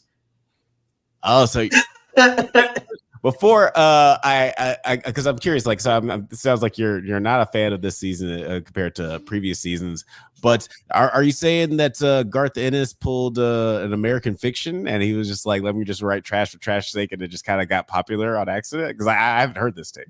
I wholeheartedly believe so.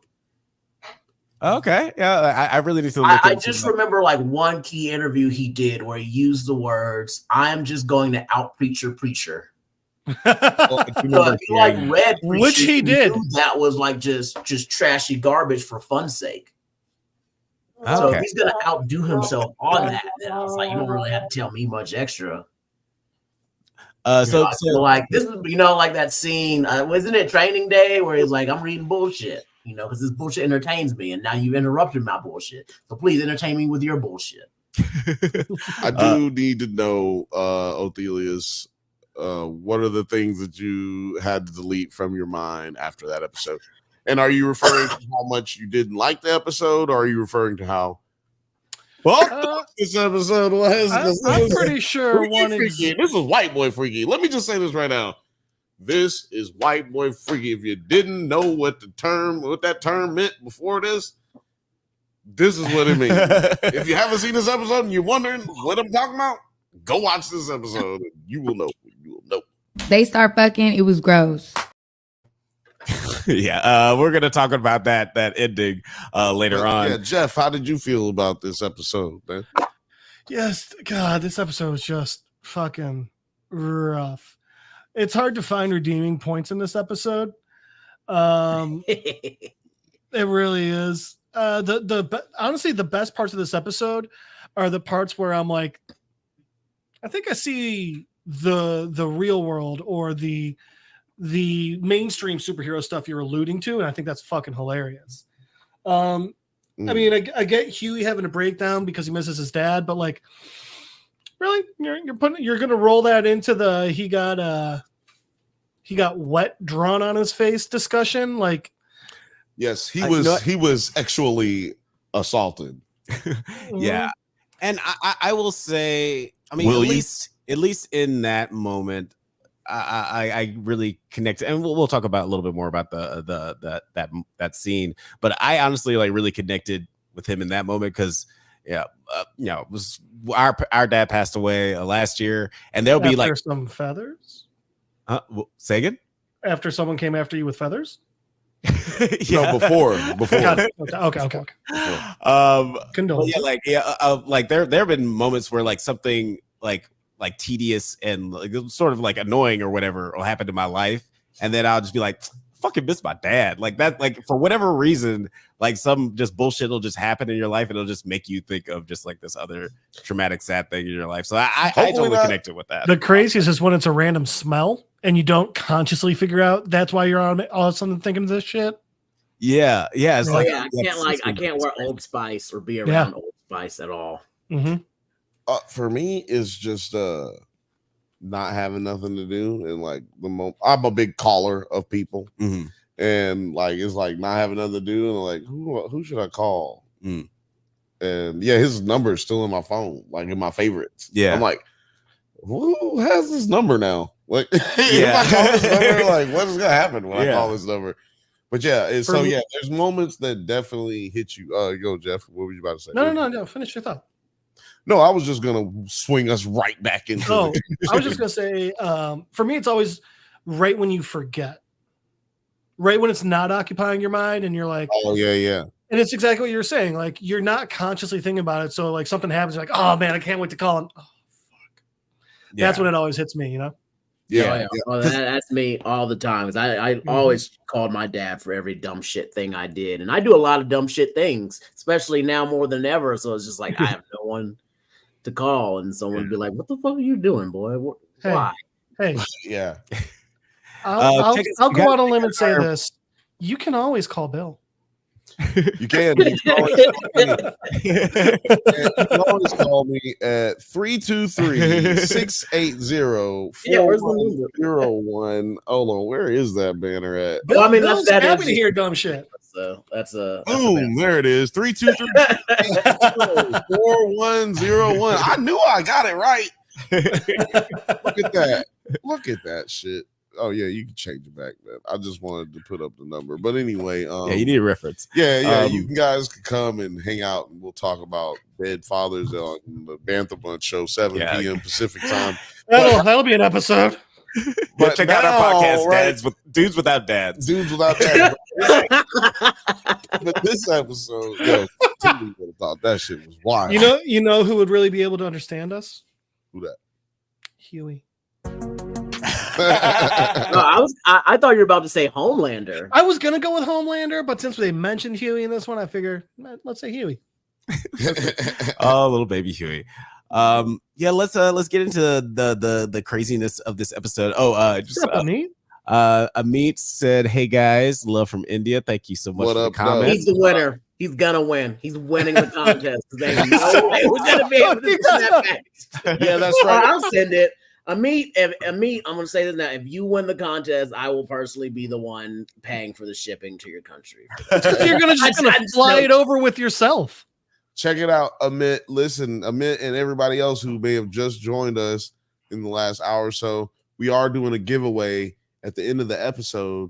We're going to give away some comics that I don't remember, and then also we're going to give away some apparel. And apparently, if you win, Amit, you might be getting some pins from Terry's T Pins. So make sure I might see you in person. You never know where I'm at. Yeah, right. Exactly. At least one of the clones. It's a random choice. It's a random selection. We have no control over who would win. So if you want to win, the better chances are to keep commenting. The more comments that you make, the more likely you are to win. Right now, I think Ophelia's and the fifth Bantha are. They're stuffing the balance right now. Stop the steal. Stop the steal. Go in there and make some comments, and you can win, man. Don't let nobody fuck you. I don't Tell you what. Stop the steal takes us right back into this episode, doesn't it? Yes, that's right. Lock her up. Man, we got boys nothing but fucking segues. Let's talk about the beginning. Well, one of the storylines going on in this episode. The boys learn that Tech Knight is hosting a party at his mansion with Newman and the 7 in attendance. They infiltrate the party by disguising Huey as the Soup web weaver. Now, I'm curious what you guys thought of the introduction of this universe's Spider-Man. I think it's kind of a common joke that an alternative Spider-Man will shoot webs out of his butt. Venture Brothers did it. Even one of the Spider-Man movies did it, where Tom Holland asks, like, so is that the only place where webs come out? But producer T, since you're the resident hater of this season, what did you think of just like Web Weaver and this plan? Because this plan seems bad. No, it was such a horrible plan. Are these like Mother Milk's ideas? They've just turned him into such a useless character who's bad at planning. But my whole thing is like nobody's heard Web Weaver's voice before. Do like people not? I guess they're trying to say he smells so bad that nobody's really around him to talk, and like, and it kind of makes me think: did Tech Knight really know that it wasn't really Web Weaver under there, or did he actually just figure it out at that moment? Because like I thought he was supposed to be like a super good detective. He's got like super detection. I think and then like he had the cloak on him. He had the funky cloak on him. Okay, but that's just the smell. Well, He's also got super eyesight. He's also got super taste, touch, hearing. Yeah, no. I'm with you on that. What I'm saying is he won. So as funky as they were making it to be, he sounded like he was like homeless people funky. You know what I'm saying? Like when you walk by somebody that smell like they peed and shit on themselves, and then they also are on their period at the same time. That like, is what it sounds like they were dealing with. Oh my! Plus, we don't know what that. We don't know. We also don't know what that butt web smells like. So I'm just well. But you just brought up something. That the exact reason no one should have fallen for it. There's a hole in the back of his fucking suit with a little claw mouth that just looked like a normal fucking back to everyone. That is it didn't look like it could ever like close up and be normal. That is a fact. That was weird. Like it seemed like it should have been. Didn't do a prosthetic on him. At best, it was an extra sphincter. This is another thing. It sounds like it's insinuated that they've never actually met Tech Knight and Web Weaver. Yeah. They've been talking online, right? Right. So I'm assuming the way all good relationships start. There's no way that they were talking any other way if they haven't met, right? Like if they're talking or on the phone, but they haven't been talking in person. Right. And then a lot of people know who Web Weaver is, but they're just like, ew, Web Weaver. So I think it's just a situation where he's such a fucked up, weird individual that no one actually fucks with him. And Tech Knight was like, oh, I know this isn't up to your level, but we're going to go way up after this. I was like, yo, I was like, God damn, dude must be off. You know what I'm saying? Like, are you saying Tech Knight was distracted because he was just so horned up? Yeah, I think he was like so excited because this is like he's looking kryptonite is S&M. Because even though we saw Web Weaver in like a weird state, they did mention in a couple episodes ago in the crawl that Web Weaver had just gotten out of rehab. So we do know that when we see him for the first time, and they mentioned him in the episode where Butcher destroyed Elijah.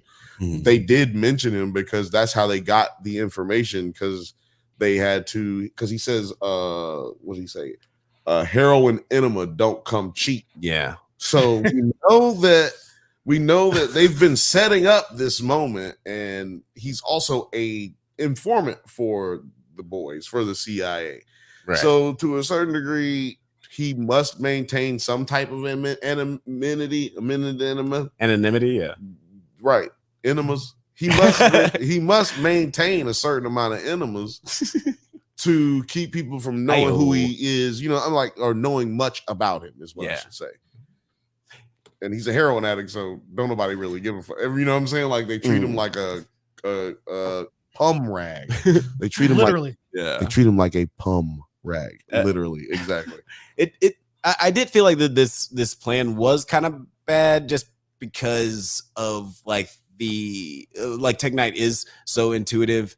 I felt like this is really walking a tightrope, having Huey go in there, because Huey is. I do agree it was a bad idea. Yeah, Huey is habitually just not good at blending in. Like he's not good at pretending to be somebody else.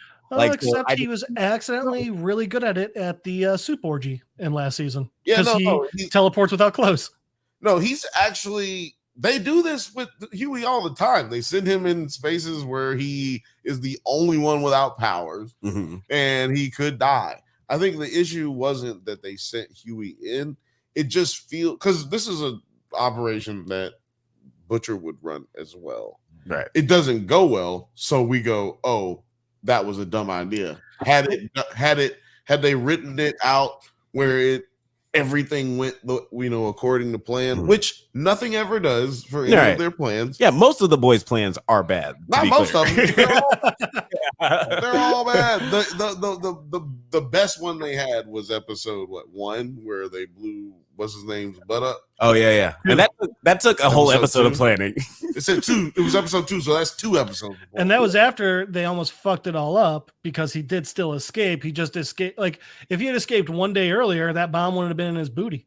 Yeah. Yeah. So my point is that I don't think that this show has changed in any way, shape, or form. I think that the nostalgia for people who do or don't like the comics has worn off, and whatever you have been ignoring or giving a pass is now sticking at the forefront of what you're watching, because they've gone so far from what the books have done that now they're telling their own story, and people are the outrageous doesn't outweigh the movement or how malleable they're making the storyline. It's like we're watching the Five Stooges, right? Instead of like this crack CIA team that got the job done and put a boot to the soups. Well, they do have a lot of not intimidating. They're just annoying. They do have a lot of hijinks in the book, though. They do have a lot of shit that goes wrong sometimes, and but to your point, they are not being portrayed as like the elite superhuman, like literally superhuman killer. Yeah, because like they would have like a plan A in the book, and it'd be some kind of espionage deal that would go wrong, and plan B would be fucking stomp them to death, and then they do, and it's like, yeah, okay. But this one is like they got to go through like 5 plans of them just fucking up shit, and then the superhero probably accidentally dies as they fell on something or choked on something to death. It's just. I didn't. It's never really their fault that they win. In the books, are they working for the CIA? No, working on them. In the books, are they working for the CIA, or are they just out on their own doing their own thing? No, they are backed by the CIA, and the CIA has cracked the code to Compound V. Compound V, yeah, Compound V. Because when you're watching this, you just keep wondering, why would the CIA keep approving of these guys? Well, though, like to Terry's point, like why would the CIA not have synthesized their own Compound V by now? Like it's the CIA. Like if the boys can get into the vault and infiltrate and create assets or snitches, for the lack of a better word, if they can do that, why then the CIA hasn't done that and synthesize Compound V yet, so that their guys can be on Compound V, right? Because Temp V gives you cancer, but Compound no, it gives you fun brain slugs, right? It gives you fun symbiotic brain. Never be alone again. Slugs, brain cancer slugs. Then you'll never be alone again.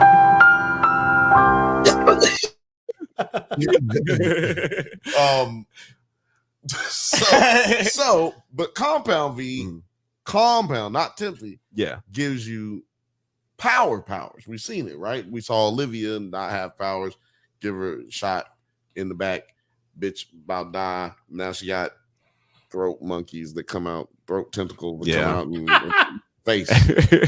Throat monkeys. They eat your face. Monkeys eat people's faces. That's all. That's where my mind went. That's all. Yeah, it's like lemurs and monkeys eat people's faces. That's the only thing I could come up with.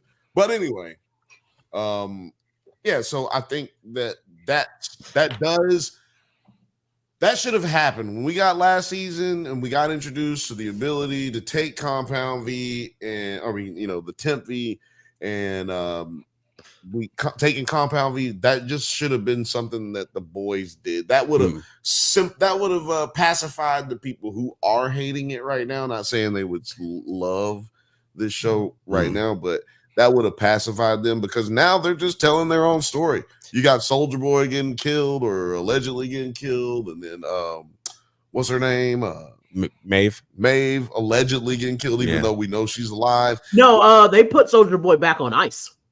No, I know, but I'm saying like Just they they're not in the narrative they anymore, did the theater of him being dead. Oh, right, like to the public. They're to dead, the public, and just like Maeve, she's not dead either, right? Like, but she's the Cyclops, but she's quote unquote dead. And it's like right. Those motherfuckers like were dead in the comics, so like why not do that? Like just end it. So like, that one's simple. There's a simple answer to that one. Because they got Jensen Ackles that they can always bring back now, especially since we got Jared next season. And we forgot the other one because Maeve is fine as hell. So it's like we got these two sexy stars. Why are we gonna get rid? What are we gonna do? Arab Crickey's running this show. He wants his supernatural boys wherever he can get them. Oh yeah, he just had his supernatural buddy in God Band. Oh, yeah, they're definitely bringing him back for sure, and I can't wait for eventually. And I'm calling my shot right now. Can't wait for Maeve to show up in the penultimate episode of the final season. Yeah, showing up in an eye patch just like Thor did in Infinity War. You know, right? Do you think she's been like prepping her strength and trying to get as strong as Homelander? Yes. Because I don't think she permanently lost her powers. I think she's slowly getting stronger. Oh, the V's pumping back. I don't know. Right. I think that her fear of Homelander wouldn't keep her from doing that. But before we move on to our next part of the episode, I just do want to say real quick that I do feel like one of the most affable things about the boys is that they're underdogs, and in those first few seasons, it was cool seeing them be able to get all these things done without any resources. And this season could have been more like season 5 of Angel, where we see like this ragtag team get all the resources in the world, see how they react to that. But it seems like the boys are acting the same way. They're still having these bad plans that sort of work out.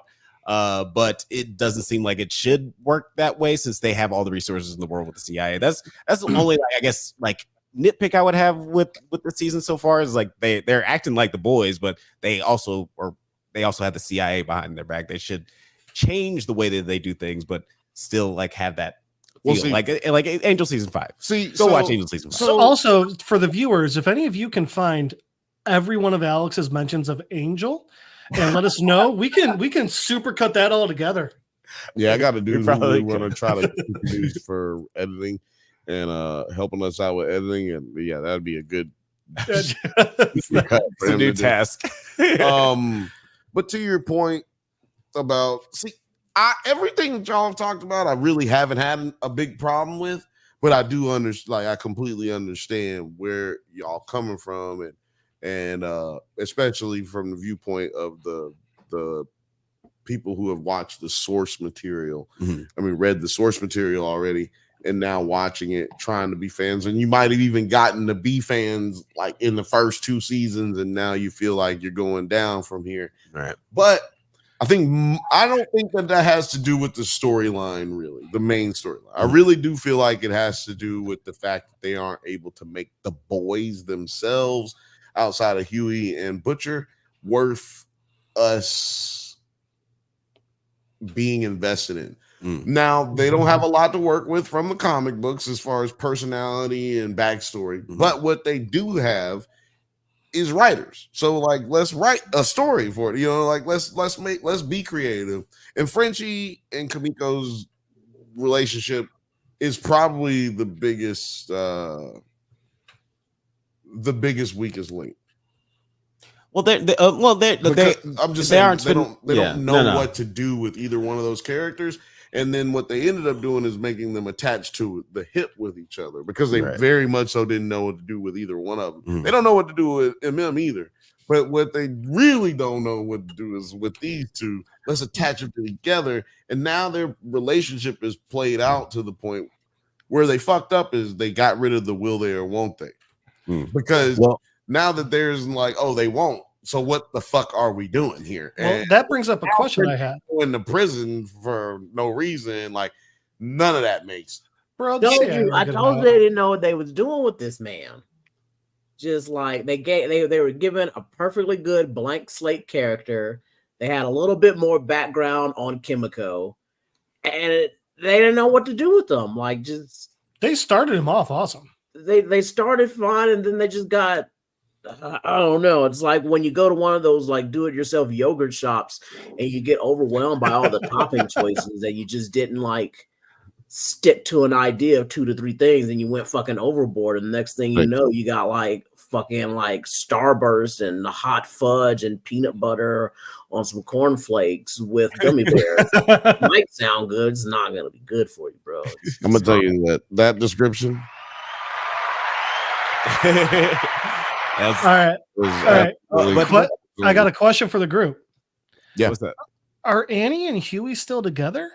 I mean, the way they act in this season, have we seen that? I don't remember the last time I saw them. I want to say they kissed last episode and were like, "Bye, see you later, babe."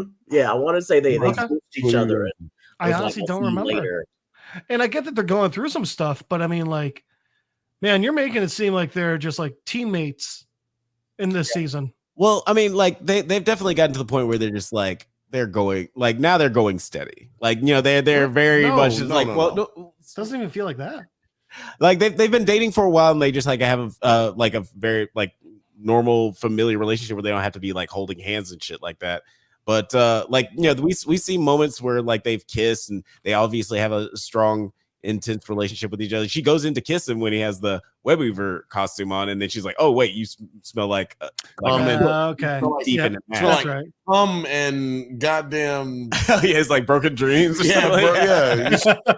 You smell like a child's despair, nigga. What the fuck? Is But speaking of despair, let's talk about what happens later on in this episode. When Tech Knight discovers Huey's identity, they enter the mansion to rescue him. MM shoots Sage in the head before he has a panic attack, and then A-Train saves MM, rushing him to the hospital, and Sage survives because of her rejuvenation powers. Of her brain. Annie and Kimiko save Huey and restrain Tech Knight. The three antagonize Tech Knight until he reveals that Homelander and Sage plan to use his prisons as internment camps before he is killed by his butler, Elijah. There's a lot going on here. I first want to talk about A-Train a little bit because he has this hero moment. Crazy. Did you even say his name in that description? Yeah. Okay. I was like, that was very about A-Train that you said it. Yeah, there's a lot. Yeah, I mean, he mentioned that A-Train had to run MM to the hospital. Which, by the way, whoever was like, "Yeah, go ahead, you can shave your beard." No, shouldn't have done that. Who? Oh, A-Train. The costume designer should have been like, there is no chance I'm letting you shave your beard, man. Who? MM. Oh, yeah. He looks like a different fucking actor. You know what? Yeah, that's what everybody thought too. Because he lost weight. But if he had the beard still, it wouldn't have been as noticeable in his face. I agree. Yes, I agree. That was too much change. Yep.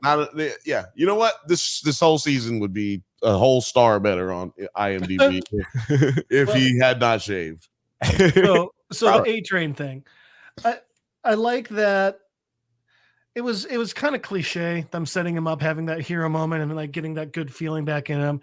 You can tell what they're doing. They're setting him up to like take the heroic fall later because of it, which like to an extent I like that sort of thing, but not in The Boys. The Boys isn't supposed to be that type of superhero story, you know? Right. So it's like it's the lowest of the hanging fruits, and you got a hammer and everything's a nail. I mean, it doesn't always work. Also, like, I get that he's helping the boys and everything, but the idea that he would take that chance in that mansion to get MM out, I just can't buy that. Yeah, I mean, what they did was they wrote themselves into a corner when they made A-Train black in the first place. So, and Terry will probably agree with me. I can't see his face because Alex has another screen up and I can't see anything. Yeah, I'm nodding my head. He's nodding. Yeah, as soon as you said the race swap thing, I already started going, yup. Yep, they already put themselves in a corner because one, A-Train is white in the comic book. Two, he dies in the comic book. Three, you can't kill the nigga in the TV show. You can if you give him a heroic last stand. Right. So therefore, he has to do all this shit, and he can't just have a regular, I'm a terrible person and then I die ending. Like, he can't have the same ending. So let's just say the Deep dies in this series. He can't have this. A-Train can't have the same ending as the Deep. He can't have the same ending as the Invisible nigga. Which is why I'm thinking the Deep probably won't die. I could absolutely see the Deep living because they try and make you love him just enough, even though he's a piece of shit. Yeah. He's like the Vanilla Ice person, of this universe, where he's like sometimes he's gonna run away into the ocean and do something goofy. That'd be a good, I could see him going into the ocean and fucking all of the oceanic animals. I could see that, but he's also the most likely to be able to be a good person in the 7. As much fucked up as shit as he's done, except for the New Noir. I guess the New Noir. Sorry. You the Deep or A-Train? The Deep, because A-Train now. Because to me, A-Train's no longer in the 7. Like, A-Train ain't been in the 7 for a whole 2 seasons. Because when his heart was about to pop and Annie saved him, that was the end of him. Because no one else gave a shit. No one in the 7 gave a shit about him. He was already on the edge with them as far as like them caring about him because he was seemingly less useful. Right. Even though they don't actually save anybody or do any actual shit. Well, and so that's why with A-Train doing this, it was such a turning moment. Because not only is it not scripted, but he saved someone. Exactly. Like, okay, we got it. Yeah. But no, they definitely gave that you about to die nigga moment. Like, just so. By the way, I don't know. I'm sorry to keep smiling at him too. I was like, I'm surprised Homelander didn't just show up right there and zap everybody. And I gotta say this. I'm sorry to keep harping on this shit, but one of the big points of him in the show is he sounds like a fucking train when he runs. No one in the mansion hears it. Yeah, I mean, there was a lot of things that went on in the mansion that just didn't make sense. Like the gunshot going off. How many people got super hearing just chilling? It's okay. It's a silence. Nobody heard that gunshot. It was a silencer. Huey, the doofiest of everyone in this, is slipping every bug possible. It's in front of Sage. No. It wasn't Sage. I'm just saying. That was why would the Homelander not hear those things? I'm just why saying. Would Tech Knight not? No, yeah, and like even like one of the first things I thought before Huey even walked into the mansion was that Homelander is going to be able to hear his walkie-talkie just because of his super hearing, and that doesn't even come up. But they didn't talk to him. He was just But I mean, he wouldn't have been able to. I'm just saying he can't hear what's not being said. What? So they talked to him. They asked him for because they say Huey, we need to check right now, and that's why he starts talking about. Look at these orchards. I really like the orchards. Yeah. They told him at the beginning to do 2-minute checks. I don't remember him. No. Terry's right. Where that's when he was like, are those orchids? They communicate with him directly, and then when he goes into okay, and even if they don't. I remember Homelander doesn't hear Firecracker and Annie getting into a fight. Like, there's so many parts that are just like, come on. He doesn't smell the gun going off. To me, that's been the whole series, though, and that's what I'm saying is like the entire series because they the only reason we're having this conversation is because they established in episode 2 that he can hear all these things, see all these things because he's looking for what's his name? Translucent. They're looking for Translucent, and they can't find him. So he's like, look, motherfucker, I'll do it. Well, why couldn't he have also heard all these things beforehand?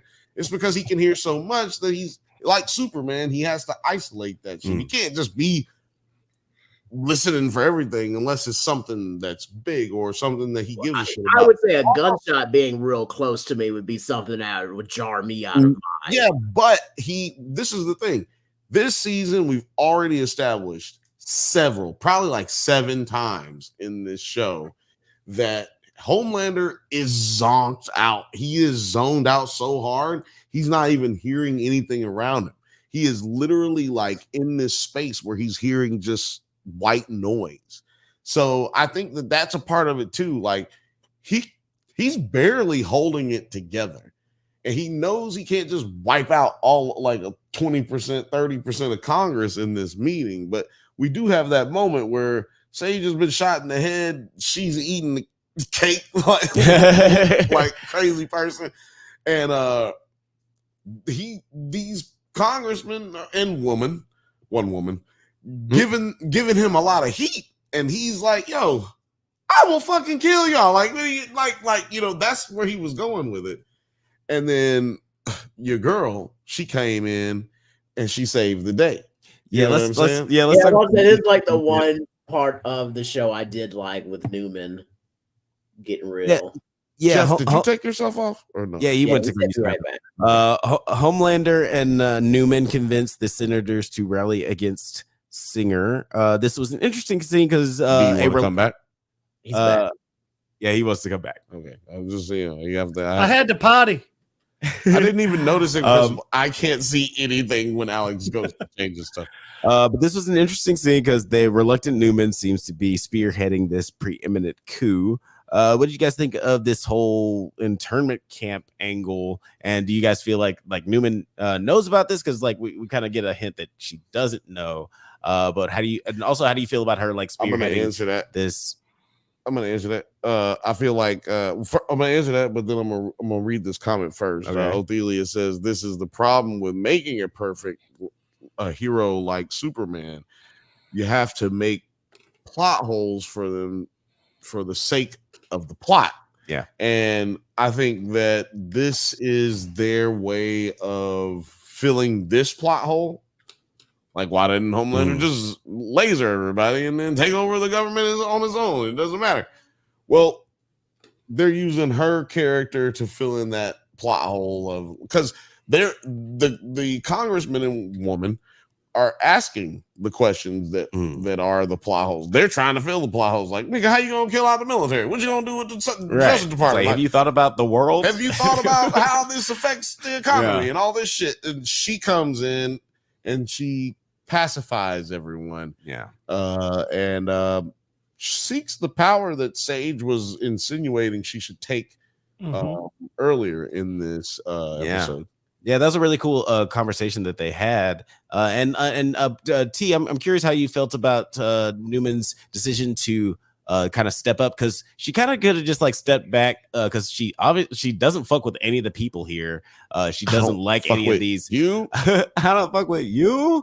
And she's obviously seems very reluctant to just like lead this coup in general, but she kind of steps up and lead a coup. And see, this is where Sister Sage comes back in, because remember, right before they go to this little meeting, Sage has this like pep talk with her where she's, tells her about her like little past on about, I had the cure for cancer to save my grandma, and these fucking white men just laughed at me.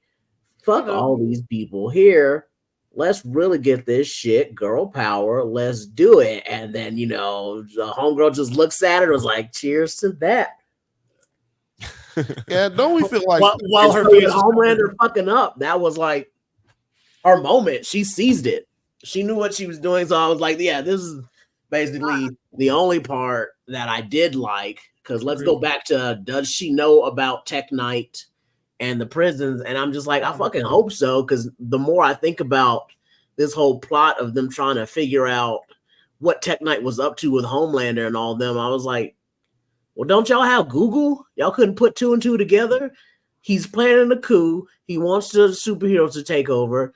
Tech Knight gets all his money from private prisons. Yeah, but you What don't. else were they gonna do? What was he gonna do with them? Like, You know- y'all could have just stayed at home to figure that shit out. I think they thought he was just going to kill everyone. Prisons. Yeah, I think that they just assume he's going to kill people. I don't think that they assume he's going to try to take over until this episode. I don't think that that's actually an assumption of theirs, which has been a lot of the problem for book readers and just general people who've had issues with this show so far. It's like Othelius was talking about, like when you have a Superman-like character, it's very hard to fill those plot holes because otherwise, honestly, you shouldn't have. That's a big plot hole of trying to figure out. It's like watching a movie about. It's like watching a movie about a guy who has his daughter kidnapped when he was like right there dropping her off at school. But it's like, yo, nigga, if you'd have just looked around, you wouldn't have had your daughter kidnapped. Like, come on, bro. Like, she got kidnapped right there. Like, come on, bro. What are you doing? And you're supposed to be this badass motherfucker who, goes around the world killing people. You got all these certain sets of skills. But how did your daughter get took, though? I mean, that just happened to you. So it's like, you have to create this plot hole for the sake of the plot. But it didn't. You didn't see that coming? Yeah, I'm just speaking to what Elias was talking about earlier. Yeah. But like, just for this plot hole, it was just one that didn't need to be created. Like Tech9 could have been like, well, he has Wayne Tech. What have they been doing? Oh, recently we found out he's been buying up prisons. Not like just like, oh yeah, he just owns prisons and now he's gonna use them for the bad guys. Like, well, okay, duh, no shit. I could have figured it out. It felt like a little bit that was unknown to the public as well, though. Like, because the whole boy came out like just renting a stunt on A-Train, being like, you know how I got this money? Yes, it's niggas. Exactly. And now I'll put you niggas in prison. And that's why I feel like it wasn't public knowledge, because I don't feel like he would be able to have, like, you know what I'm saying? All of these characters, the superhero characters, care about their public image. That is what they get off of. And I feel like that is his situation here. Tech9. No, I'm just joking. This is Tech9. No, he's Tech9 now. Tech9's issue is he's rich from all this other shit. Yeah. Like everybody thinks he's rich because he's famous. He's actually rich because that's not entertainment. That's generational. Yeah. Right, exactly. Like, and that just makes an offhanded, really cool joke about catching A-Train's ancestors. Yeah, no, I'm not saying you can't Google him. I'm just saying that's the life we live in, right? Like, we find out things about people every day now. It seems that the shit happened 30 years ago, 20 years ago, but we also just now hearing about it today, and they're getting civil lawsuits. Well, and I mean, it's also sorry. No, go ahead. No. We got to move along just because we still have a whole ass show to talk about. But I do want to just shout out some of that on the docket at all. Just want to shout out some of the comments. Othelia said, gaslight, gatekeep, girl boss capitalism. If you say that 4 times, AOC will show up and kill your conservative uncle. Othelius also said, shout outs to Kimiko for pressing the button to what are you doing? Back up, nigga, goddamn. Back up the goddamn microphone. Jesus fucking Christ, this goddamn same symbols. It's gonna be okay. No, Othelia shouts out to Kimiko. What am I doing? Like, I'm Jesus fucking Christ. I'm doing the same motion over and over. Hey, it's gonna be okay. Othelia says shout outs to Kimiko for pressing the button to donate to BLM anyway when the white people were dragging their feet on it. Yeah, that was the first 2 donations they were pretty quick on, huh? Yeah, they didn't even wait. Othelius also said calling a racist dude Tech9 is crazy. Yeah, that's an interesting nickname for a racist dude. Tech9 the rapper. Yeah. No, I'm saying it was like racist guy, Tech9. So by the way, did you guys notice that Tech9's former sidekick, his gimp suit was red? Yeah.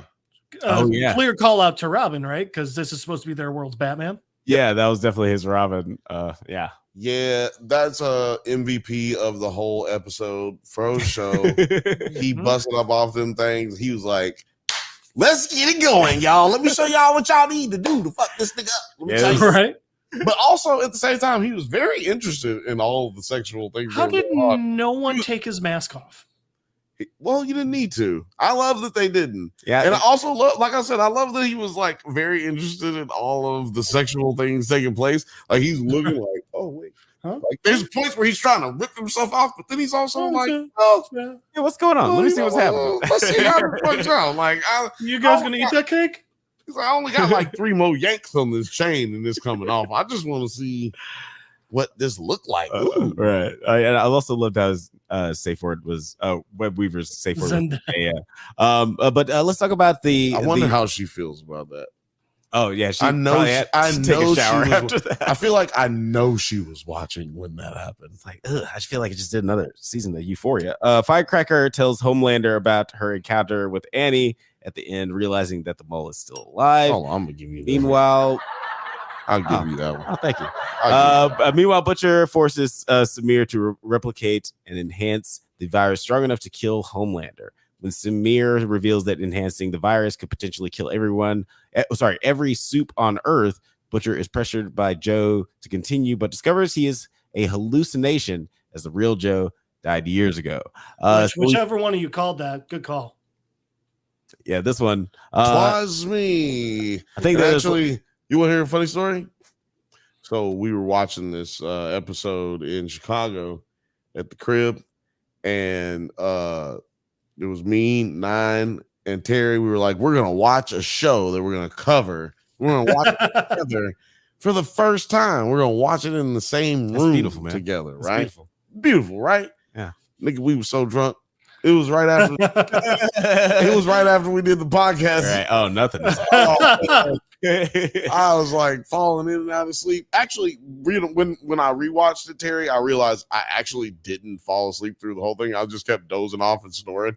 But so I was like, but I couldn't remember what happened right offhand. But then I woke up at the end, and Terry was like, "You were right," and I was like, "Yeah, I was right." All I saw was that I was right. That's the only part of the movie. Bill wakes up to that. He's just like, I know.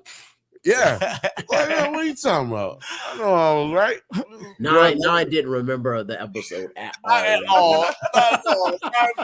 Nine didn't look like he was going to remember what happened the next day. He did not.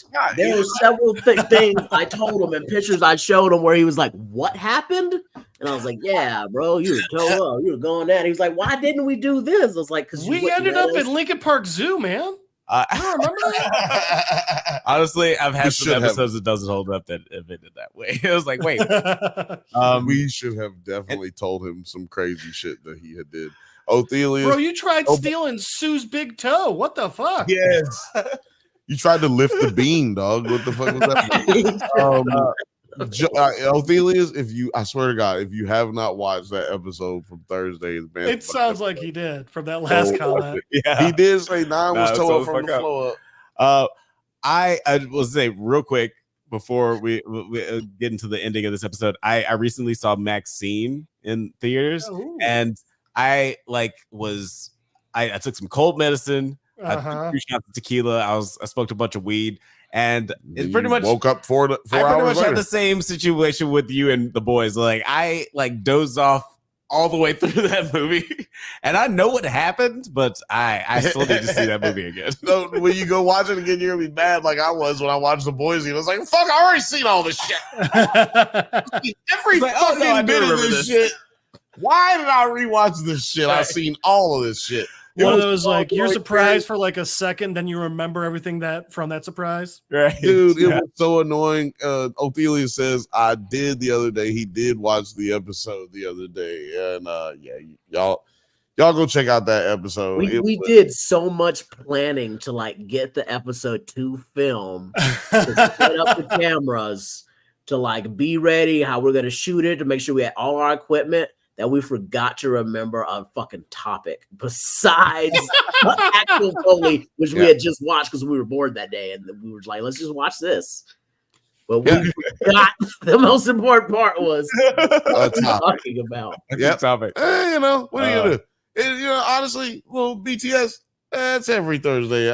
Basically, but I'm usually not drunk as I was, and I don't have any distractions, so I can just come up with something on the fly. But there was no fly. My fly was open in this scenario. Rim shot. But You motherfucker. Speaking of topics, I like, you know, like again, we didn't get our Tyler Durden situation that we were expecting in the Acolyte, but we did get it with this show. What did you guys think of this revelation that Butcher is talking to the angel and the devil of his nature here in hallucinogenic form, but also like the revelation that there might be on the precipice of creating this virus that could spell the obliteration of all soups. Jeff, I'll let you go first. I just screamed at my screen. I was just like, motherfucker, he was right. But that's the thing where, like, even though I had forewarning, it was still that part I did like about this episode. I still thought it was good. I still thought it came across well. And I thought the way they did the revelation was fucking brilliant. Because for a very quick second, I was like, did he take 10 feet too? I was like, oh, wait, no. That's what's going on. It was so great having Jeffrey Dean Morgan turn to yell at her. That was brilliant. And I love that. And then I will say this. When they did the traditional Fight Club, they were never there thing where they show all the flashbacks. I didn't need it. I got it. Yeah. Cool. Yeah, I didn't need it. Didn't need that. Yeah, you're right. Absolutely. But other than that, I did like it. I thought it was a good reveal, and I thought the way they revealed was fantastic. I just didn't like when he called her a bitch and Butcher didn't try to hit his imaginary ass. Like, I think he was a little too shocked in the moment. Girl, no, don't be calling my imaginary wife no bitch. Oh, my dead imaginary wife. That's what you're gonna do. Disrespect me and my dead imaginary wife in my brain? I'm just imagining that Key and Peele bit. And I'm like, bitch. No, he should have put the pussy on the chain wax. Yeah. If we're gonna be using, you should have put the pussy on the chain. He should have put the pussy on the chain wax because I'm not having it. Talking to my dead imaginary wife, nigga, my hallucinations. And I love that actress so much. I'd love to see her back. First of all, she fine as a motherfucker. Yeah. Shout out to her and Foundation. God damn. She was they had to kill her in Foundation because she was too goddamn fine. You can't be that old and look. You look old. I'm sorry. Yeah, she was my fan cast for Sue Storm, but it didn't work out that way. Producer team, producer team, it's crazy, right? Yeah, like it's not. She would have been age appropriate for Pedro Pascal, but right. But that's what we be talking about. Inequality, man. Inequality, man. Inequality. Come on, Pedro. You know you don't. This nigga got a job. He don't even do nothing. She was a Final Destination. This nigga got 6 jobs. No, fuck that. He quit the Mandalorian. He ain't even been in the suit for 2 seasons. I don't like that. He's still in The Last of Us. He makes like 3 movies a year. No, I just don't like that. I'm sorry. Lazy ass nigga. Sorry. She was on Flash. Producer T. Oh, really? Producer T. Patty What Spivot. did you think of just like you said if you keep saying my name, I'm gonna appear in your like closet. That's how he's traveling everywhere so cheap. Motherfucker. Disappears. You say my name 3 times. I promise it's a Candy Man. The movie with Bob Savage with the motherfucking monsters under the bed. Oh, Little Monsters? Little Monsters. Yeah, that's what that shit reminded me of. Say his name 5 times, nigga gonna come crawling up underneath the bed. But yeah, T, what did you think of this last moment and then like the revelation of this Tyler Durden situation? I like how we are getting Butcher up to comic book level in game for him, which was that was the plot, was he was gonna release a virus that would kill all the soups. One of my kind of problems with it is that in this world, there's only really the soups that all have V in them. And the only like good motivators to kind of stop Butcher here is really Huey, maybe if he has enough V in him, Kimiko, and Starlight. And he doesn't really like Starlight that much. Well, and so Ryan. He doesn't have. Oh, and Ryan. Ryan's the biggest one. but he doesn't really have too many other factors to be like, I don't give two fucks. Why should I stop? While in the book, you know, Compound V is just out and wild in the environment, and soups are just naturally being born because it's just everywhere. You don't have to be injected with it. And that was just going to kill so many more people, and people who probably didn't even have powers yet or just minding their business. And so it made him more genocidal. And this one is kind of like, I kind of still hope he goes with it. Right? So, but I'm interested to see if they're going to try to give it more anyway. stakes of why he shouldn't go through with it. Because, like, right now, I think he should go through with it. Like, just go for it. I man. do feel like they have given him enough stakes with Annie and Kamiko. Like, No, I don't think so.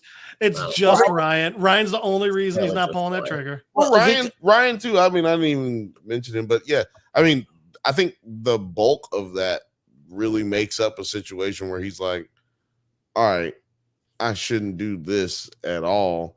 Plus, we've seen from him saying that he took the V to get rid of the cancer. He really ain't ready to die. Like anything that he could find out a way to not die. And if this virus is created, he's definitely gonna die. So it's another part of partial, you know, self-preservation. I think that's taking place here, at least a tiny bit.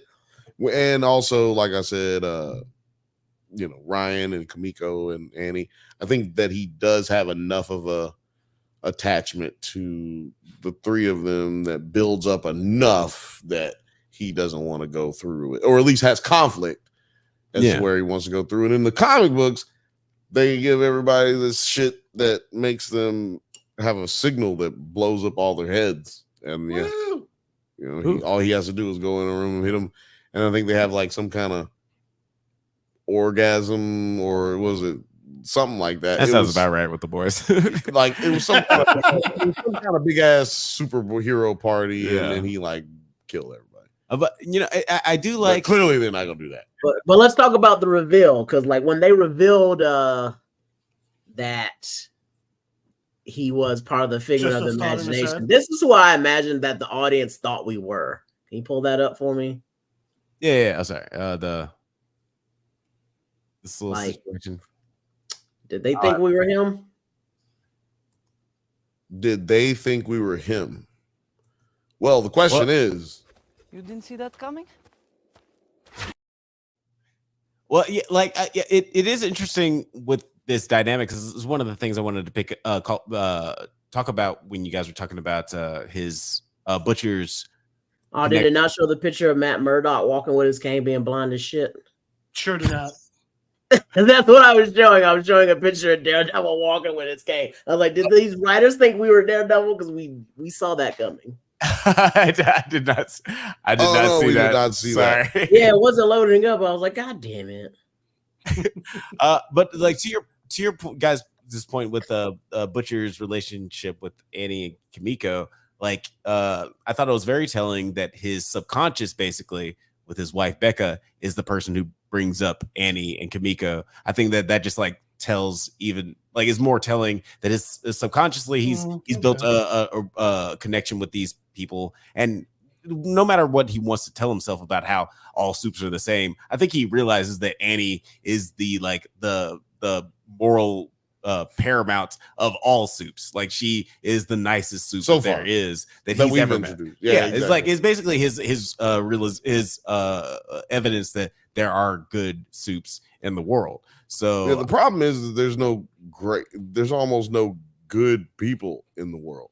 So now you're popping them all up with V. But the problem, that's to me the reasoning behind, the logic behind, hey man, you can't kill every one of them. Because now if we take that same mindset, what happens when all of the soups are dead and you still apply that same mindset? Then you'll just be killing people. You know what I mean? Just everybody. Because I think that's the point. Right. Yeah, it's gonna go into a Days of Future Past situation if we end up just like deciding to kill all. Yeah, you can end up because Homelander's mindset is right. Like he got fucking basically not basically, he was abused more than any human being could ever be abused, growing all the way up into an adult. and he's 40 years old before he gets a chance to fucking, be free. Like he's got a whole ass point.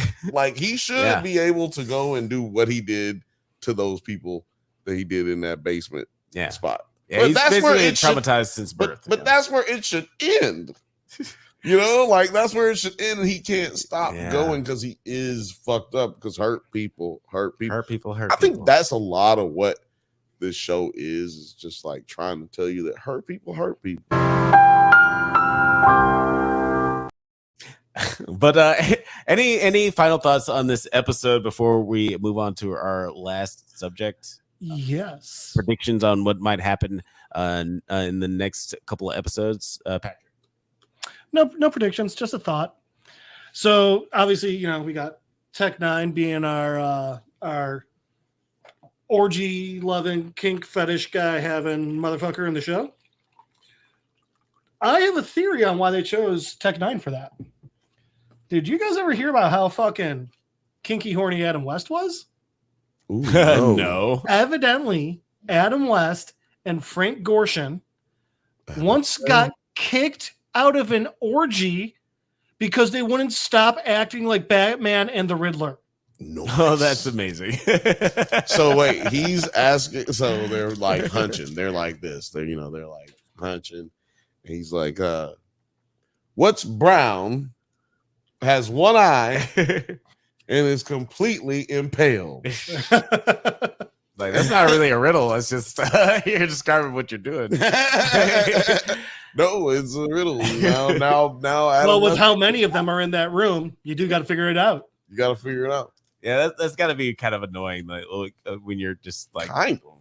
Yeah, it's like, hey man, we're all just trying to have a good time. We don't want to hear about your fucking TV show that's coming on in 2 days. I mean, you also don't want to hear them making a bunch of ba-dams while they're supposed to be getting it on. Yeah. Do you think they brought those giant? Do you think they brought the giant cutout? That'd be great. For more conversations on butt play and Batman and Robin, come watch the Bantha Bunch show. It's 7 p.m. Pacific time. The only other thing I got for you, I recently this week found out. Would you guys like to guess which good guy and which bad guy are dating in real life? Oh yes, it's Newman and Huey. It is. It is. Which is so funny.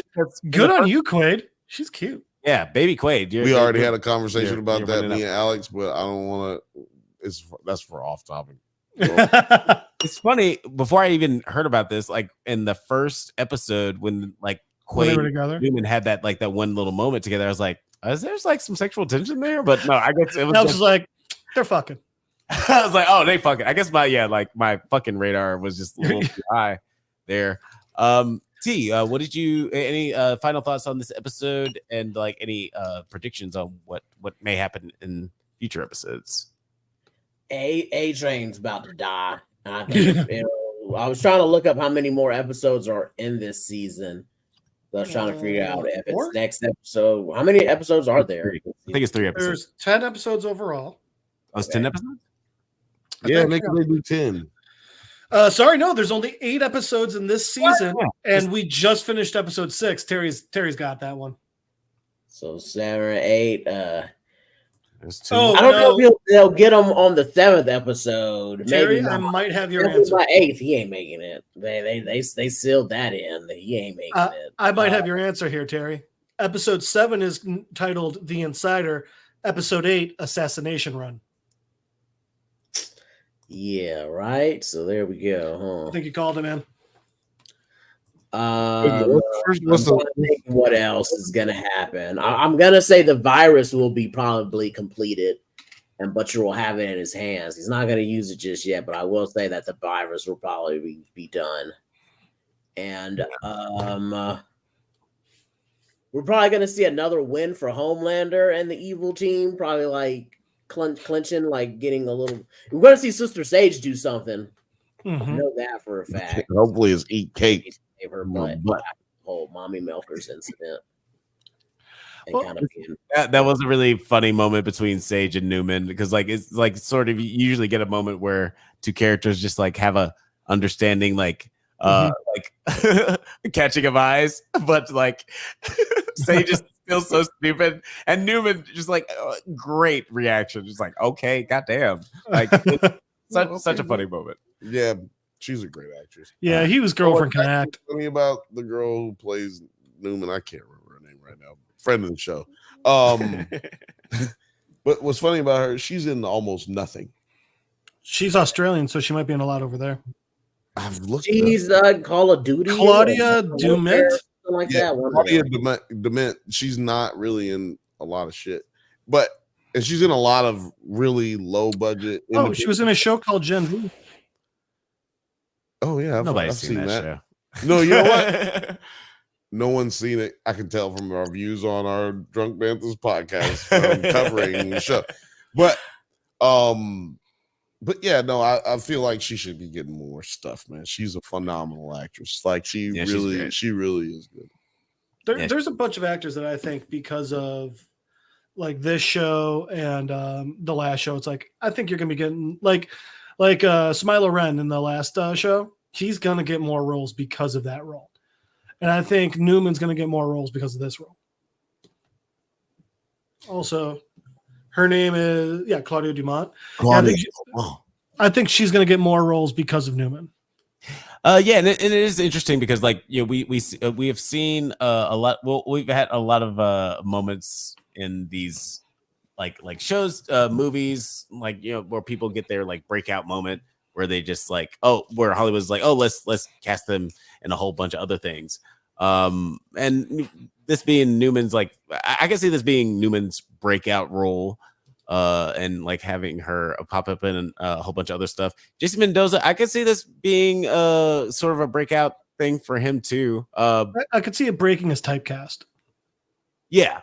Yes, because like he definitely got typecast as like the silly, funny, sexy dude in Good Place.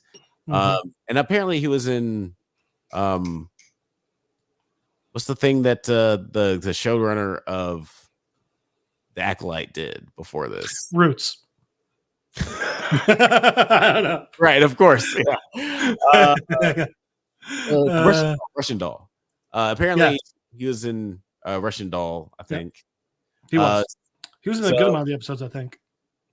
So like I feel like he's had like a couple of moments to break out of his comedic like typecast, but this is very, very popular, and it's like a really cool villain role. Like I feel like villain roles are good to help people like break the mold.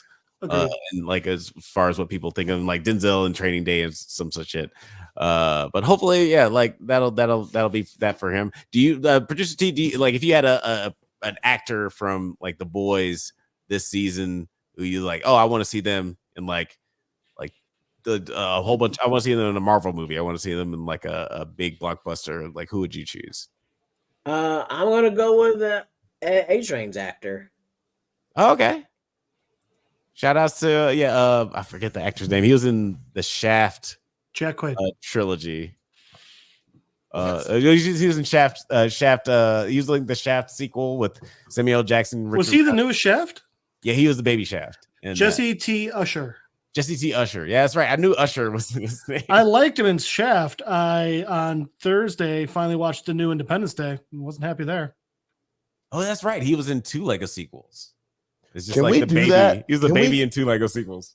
Can we cover that in some way? I've never seen it, and I feel like I don't want to do it unless it's gonna be making us money. I didn't think it was the worst thing ever. I know that's what people keep saying. About? Which one are we talking? Shaft or Independence? Independence Day. Shaft is a timeless classic. Okay. Everybody sees Shaft. Stupid. No one. I'm joking. No one has seen. I'm joking. Literally, no one has seen the Shaft with Jesse T. Usher. We're just talking about Shaft. I can dig it. But I can dig it. So we're talking about the Independence Day Lego sequel. ID 42. Yeah, no, fuck that. We're gonna. Well, hold on. This is what I have to do. I have to come back and I gotta get order in this bitch. Sure. No, I'm so dragging. No, I just don't know what you're talking about because I had to pee. We're talking about Jesse T. Usher. A-Train, yeah, we need to see him on more shit too, for sure. You know what I'm saying? Black dude. If there was a black dude a white dude as pretty as he is with the hairline that he got at the age that he is, it's Glenn Powell. He would, exactly. That's Glenn Powell. Jesse T. Usher well is done. Well white done. Glenn Powell, or is the black Glenn Powell? I like it. I like it. Well, is that like Wade Brady? Tell you what, I think Lamplighter would have been a good one. Right. He controlled fire. Speaking of fire. Oh, yes. That's right.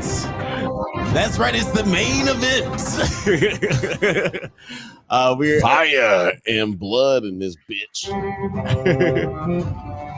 That's right. We are talking about our final topic of the night, House of the Dragon. And guys, get your drinks ready because obviously we've been drinking for a while. We're all plenty drunk. I have been later, Othelius. And get peace. Hold on. What did those say? Othelius said, "I'm out. Peace." Oh, okay, he's not here for the house. Not watching this. I mean, he's gonna come back and watch. He just can't do this live shit no more. Yeah, I think that nigga on Easter time. Yeah, it's like yo, shit is late. Shout out to everybody who's watching. By the way, shout out to all y'all watching. We really appreciate y'all. Everybody who's watching on all platforms, YouTube, NerdsAtNite, Drunk Banthas, Twitter on the same thing. Shout out to y'all. Yeah, and if you want to prepare for this specific conversation and you are drinking, here's a little instruction. A Negroni. I was going to say the same thing. Magliato. With Prosecco in it. Oh, stunning. Yeah. We are talking a cocktail. They'll call that a drunk bantha. Jeff looks very confused. I guess he missed that part of the internet. A Negroni. I was going to say the same thing. Magliato. With Prosecco in it. Oh, stunning. Yeah. That's my new drink. It's called a drunk bantha. Get with it. Is that the drunk bantha? Yeah, it's called the Hot D. That's actually what it's called. Oh, the Hot D. That works. Jeff, you feel very I can feel the hate coming off of you right now. So stupid. Oh, it's so great. A Negroni. I was going to say the same thing. Magliato. With Prosecco in it. Oh, stunning. Yeah. It's just his face. It's his face that makes it worth playing it again. This is the new May Thy Night Chip and Shatter. This is the same joy I got from making Producer T put his hands in his face. But yeah, we're talking about season 2, episode 4, The Red Dragon and the Gold. This is a pretty crazy episode. Let's not even get into initial thoughts. Let's just sort of dive into it because we've already been here for a while. This is the most exciting episode that we've had so far. I'm gonna let you read your description, and we have to go deep into this bitch like some good. Yeah, never mind. Okay. Damon dreams that he decapitates young Rhaenyra, who accuses him of treason. Alice Rivers tells Damon that Harrenhal is haunted, and she gives him a sleep drink, causing him to see Lena's ghost while in council. Now we get some really spooky shit here in Harrenhal. It's we've sort of had that ever since Damon has made it to Harrenhal. Yeah. What do you guys think about just the emotional manifestation of Damon's guilt throughout this whole episode, Patrick? I thought it was fantastic. I thought it was also a really good obviously it was good showing Damon have some guilt finally, but I also thought this was a really awesome example of why genjutsu and mind magic and psychics are so terrifying and dangerous, because there's points where we still don't know if it actually happened or not. When he's actually in the kitchen with the witch and he's getting that sleep medication, we actually don't know if any of that fucking happened. He still could have been asleep. It could have all been a fucking dream. And that's where these things start to become so insidious, because what happens when you just wake up in the middle of that council meeting? He did his best to try and No, he didn't. He did a shit job of trying to keep it together like he knew what was going on. Shit job. I mean, he straight up was like, "Who are you? The fuck you saying?" And if he wasn't as powerful as he was, they would have immediately been like, "The fuck's with this guy?" Yeah, But yeah. I think it's going to be really good going forward because I think he's going to keep doubting himself. He's going to keep having lapses, like maybe in judgment and time, things like that. But even if he gets out of Harrenhal Hall and say that stops, he's still going to have that fucking paranoia. And I think this is, you know how we always heard about the Targaryens, they all went mad. I think this is the start of it for Daemon. Yeah, you know, they all say, they talk about how Targaryens can go mad, and they talk about a lot of it being because of incest. They've been fucking. Oh, there's a drop for that. They start fucking. It was gross. That's just the new theme song for Game of Thrones right there. That is actually the only reason that drop exists in our possession at this moment, is this show, because it is gross, you know, and to your point, we talked about this young lady last week being a witch. It just because I was trying to, you know, loosely spoil some things for what happens in the book. But there's a couple of things that are interesting about the character. We're assuming she's a witch. She might all be a fucking hallucination. Well, this is why I don't believe she's a hallucination. I remember you went over this last week about a little bit. Yeah. But now that we've got, oh, wait, hold on. Alex is back. Now that we love your fucking force camera there. Yeah, I love not having to reach over and just slap it. I had to slap it a couple times when I went to the bathroom, but that's just because I'm ignorant. But now that I'm you're ignorant.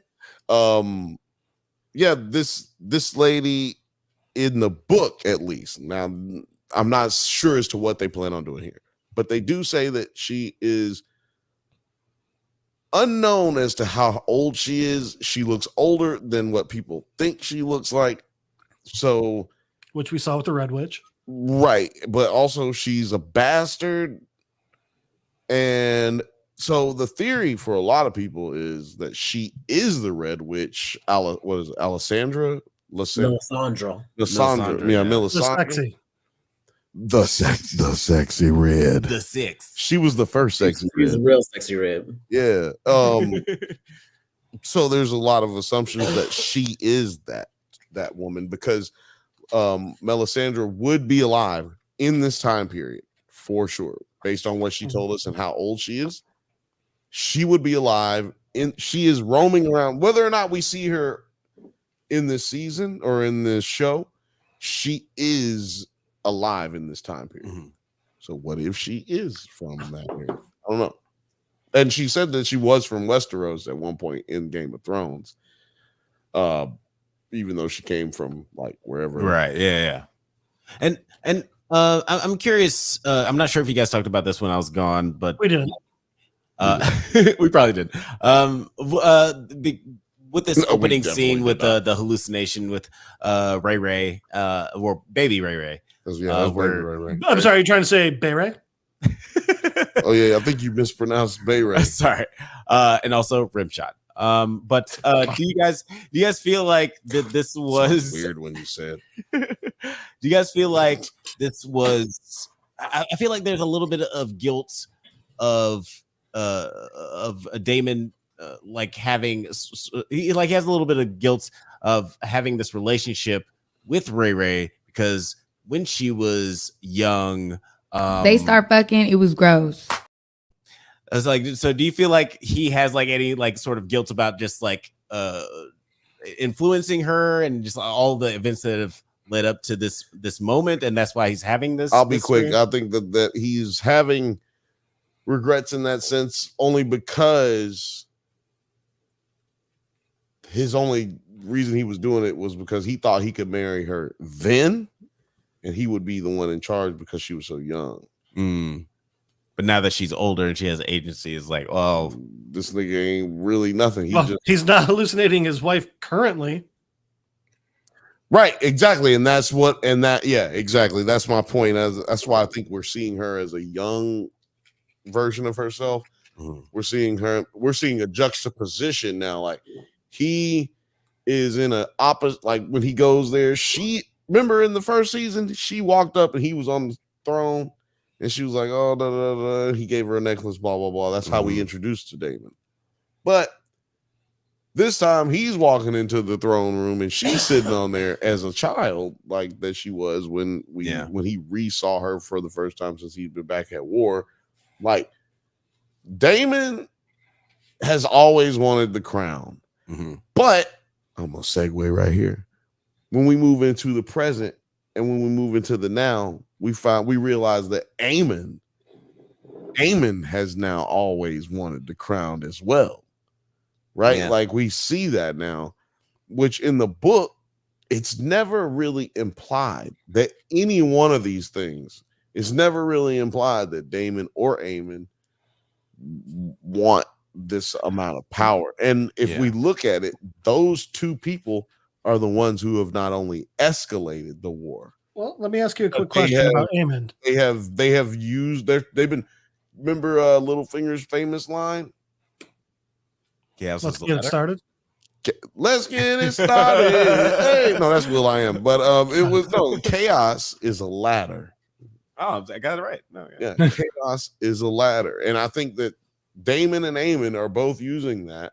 And they're both connected at the hip in this episode. And when you were talking about the hallucinations and shit that Damon was having, he looks like he's chasing Aemon in one part of the episode through the corridors at night, a patched Aemon. Now, I really am curious, but we find out later that it is Damon when he turns around wearing.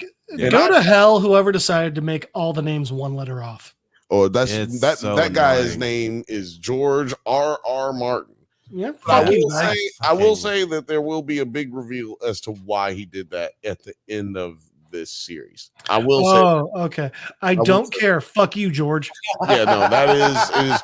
Well, I will say this is the only time it makes sense. It is just ridiculous. It is ridiculous. This is. Well, also, I don't know if you noticed all the Tullys, Sesame Street character names. Bernie, Oscar. Kermit. No, I'm joking. I'm Snuffleupagus. Yes. Oh shit! You're my guy, Hefe. Let's move on. Let me ask a question about Aemon since Bill brought that up. Bill, you mentioned that Aemon has always wanted the crown too. I don't think he has. I think he was very, very fine with sitting back and being the warrior prince who just gets those accolades. I think it wasn't until Aegon in front of everyone embarrassed him at the brothel that he was like, yeah, it'd be real easy to kill you. I'm going to do that. Yep. No, that is a dot that is connected, that what we call what they say is the straw that broke the camel's back. Yeah. Because in the last season, the episode that he loses his eye, to me, that was the most telling episode of how Aemon Targaryen thinks. Yeah, it was a turning point. There was a turning point, not only a turning point in his life, but we see that Aemon Targaryen was probably the most kind-hearted out of all of the Targaryen and Targaryen slash. He was like a sweet little guy before that. Yeah. He really was sad. He was getting picked on not only by his brother, but his cousins, uncles. Yeah, aren't they his uncles? No, I think it's still cousins. They're still cousins. Yeah, it's like a Mississippi. It's no. It's not even still cousins. They're still cousins. Wait, no. Nephews, right? They're nephews. So his nephews were also picking on him. By the way, they brought him Forget the genetics. This is why people should stop incesting. I'm tired of trying to figure it out. Yes, exactly. Exactly. Get it together, George R.R. Martin. Also Mississippi. Figure it out. But yeah, sorry, I apologize to all of Mississippi. I know. in season 1, they tell him they're bringing him a dragon, they bring him a pig. He is very embarrassed. It's just like even his nephew, your nephews is making fun of you, nigga. Like one of your nephews cut your eye out. Yeah. Like he and his mama don't love him as much as she loves Aegon, and Aegon's a fuck up as to where he is on point with everything. He's always doing everything. He's always there for his brother. He never treated Aegon terribly or even looked at him terribly as a kid. Now he's going through this type of trauma as an adult. And I think that I think that he has wanted that crown the entire time. When Aegon gets crowned in season 1, he's looking at him like, man, you don't deserve that shit. No, lame ass don't deserve that shit. And you can definitely see how like that frustration can build over time, especially like in this system where the most skilled and wise person doesn't get the job. It's all about lineage and who's next in line. But yeah, let's get into the events leading up to like the sort of crazy situation at the end. Archmaster Orwell prepares let's call it what it is. Plan B. It's the plan B. Plan BT for and professes ignorance. Wait. Well, first of all, Terry, did you watch the episode? Strangely enough, I actually did watch this episode after not watching anything of this season. However, I was very inebriated and kept falling asleep. So it was right after Axel Foley and the boys. Remember most things that happened in this episode. I do remember the moon tea because for some reason, Nine didn't know the name, and I got fixated on me. Like, she drank that moon tea. She about to have a moon, and I do remember that part though. It's the night of the Negroni. I was going to say the same thing. Magliato. That's what a moon. That's how you look at Jeff. That's how you make a moon tea. That's how you make the moon. That's how you make a moon tea. Spagliato. So I'm trying to figure out, like, is that Kristen Cole's baby in there? Like, yeah, it was. Oh, of course it was. Yeah, he the only one been slapping them cheeks. Right. Go ahead. They start fucking. It was gross. What to me? Which, by the way, hold on 1 second. Go ahead and finish. No, I was just gonna. Finish the last words. I was gonna say Aegon is frustrated that Aemon and Christian planned campaigns without him, including deciding Rook's Rest rather than Harrenhal.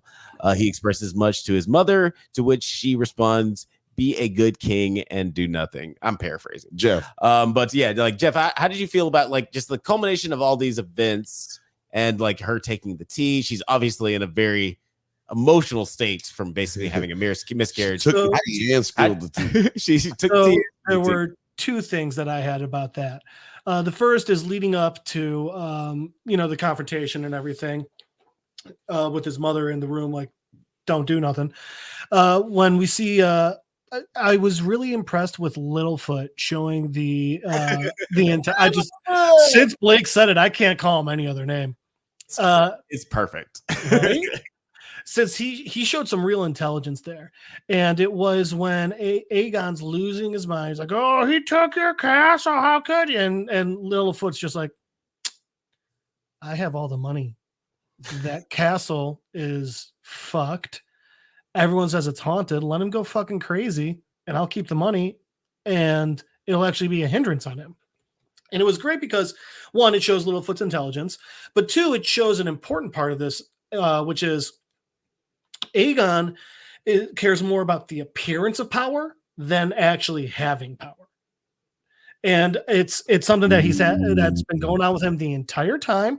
And I think by the end of this episode, we definitely see that. I just want to say we did a disservice to the boys by not talking about the titty milk scene, but I did forget to talk about the titty milk scene. We just talked about so much. Hey, I just was saying, long. I just talked about titty milk scene. Boom, you never getting rid of this bitch. Plot armor, right? So there was that one. Then I think we all loved how Aegon just look like a little bitch by just literally talking. But one of my biggest issues with this episode, it's actually not an issue. It's just like that character's a fucking idiot. And that's when the queen, when she's drinking her moon tea and shit, bitch has been politicking how long? She was how young when she got married to the king? She has been politicking more than long enough to know not to leave that fucking cup, vial, whatever, sitting out. I know she's so, obviously drinking that tea. We'll say she was traveling to a more liberal state. So I know while she's making those travels, she's going through like some mental and physical pain. Hey, the word we can't say. One of the words we can't say on. We say flabortion. Flabortion. That's the word. That's that one. I was. That was my euphemism for traveling to a liberal state. Oh. But while she was doing that traveling, she was obviously in that pain and stuff. But leaving that cup out for Littlefoot to find was such a fucking rookie mistake, and she should have been smarter than that. I will agree.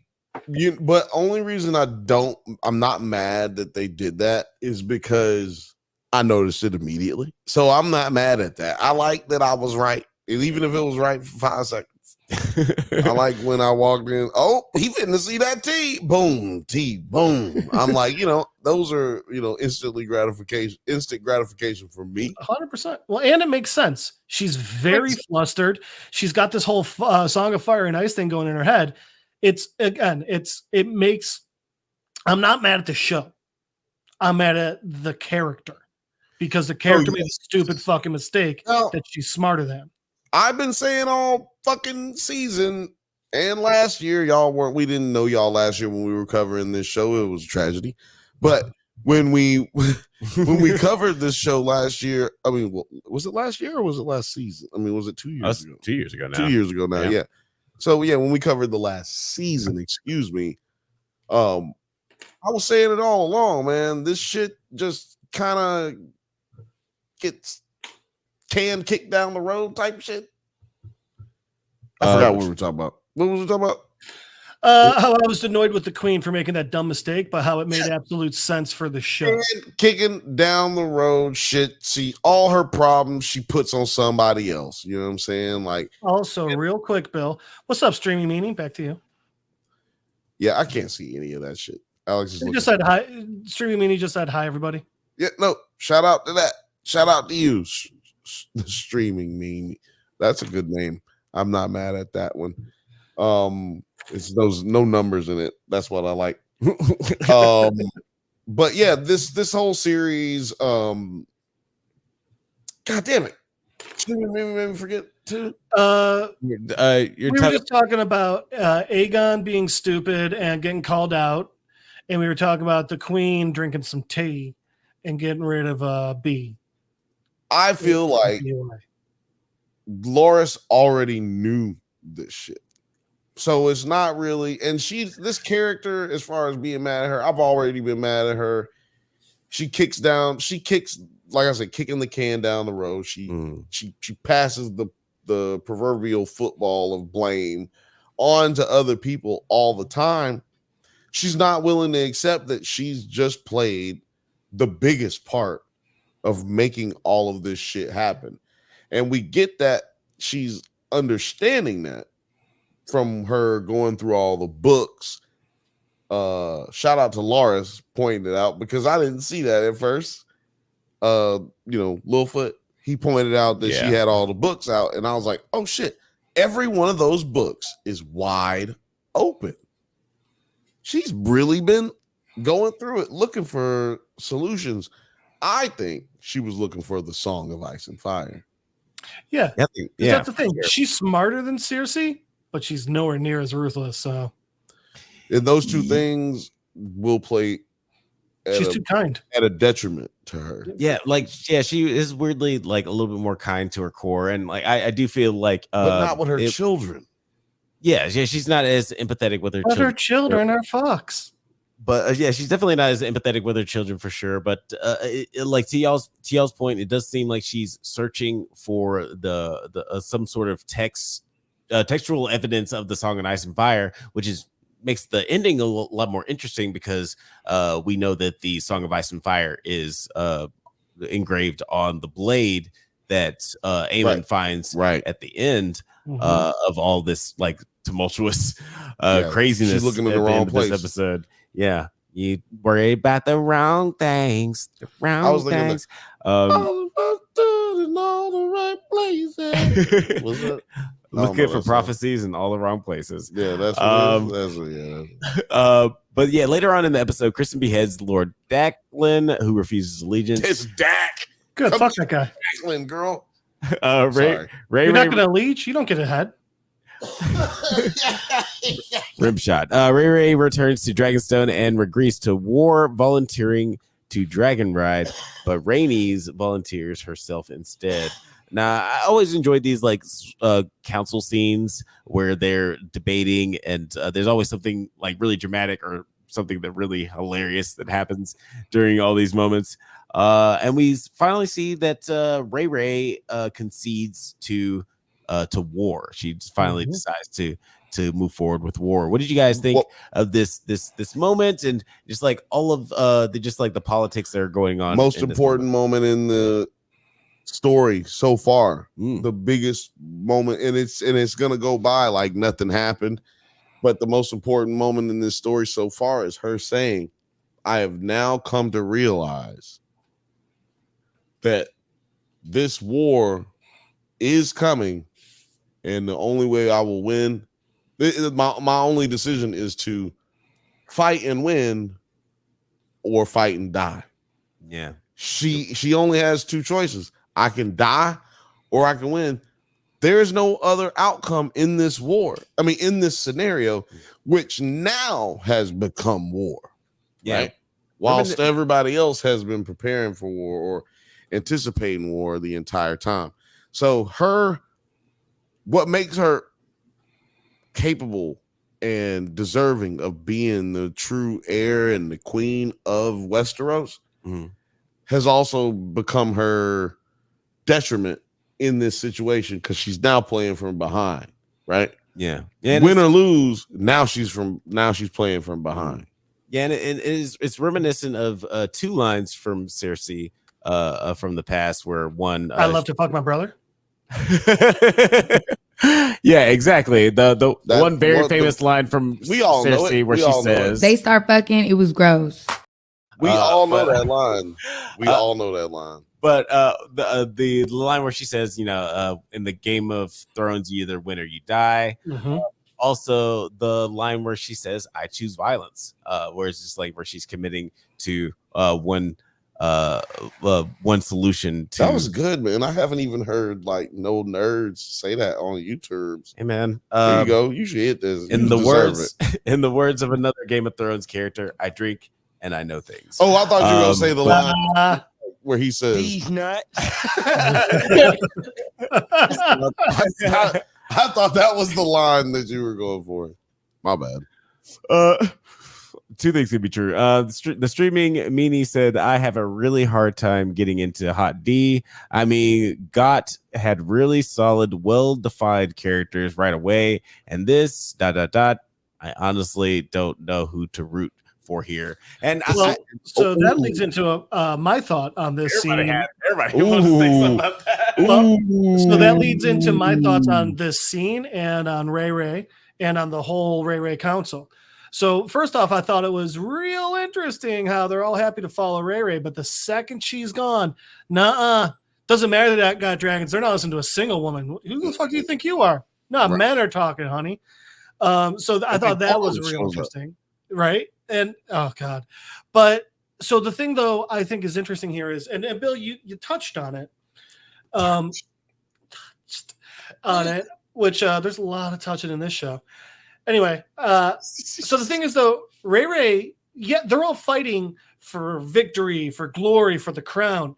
Ray was fighting for peace. So yeah, she's stepping up to the war plate.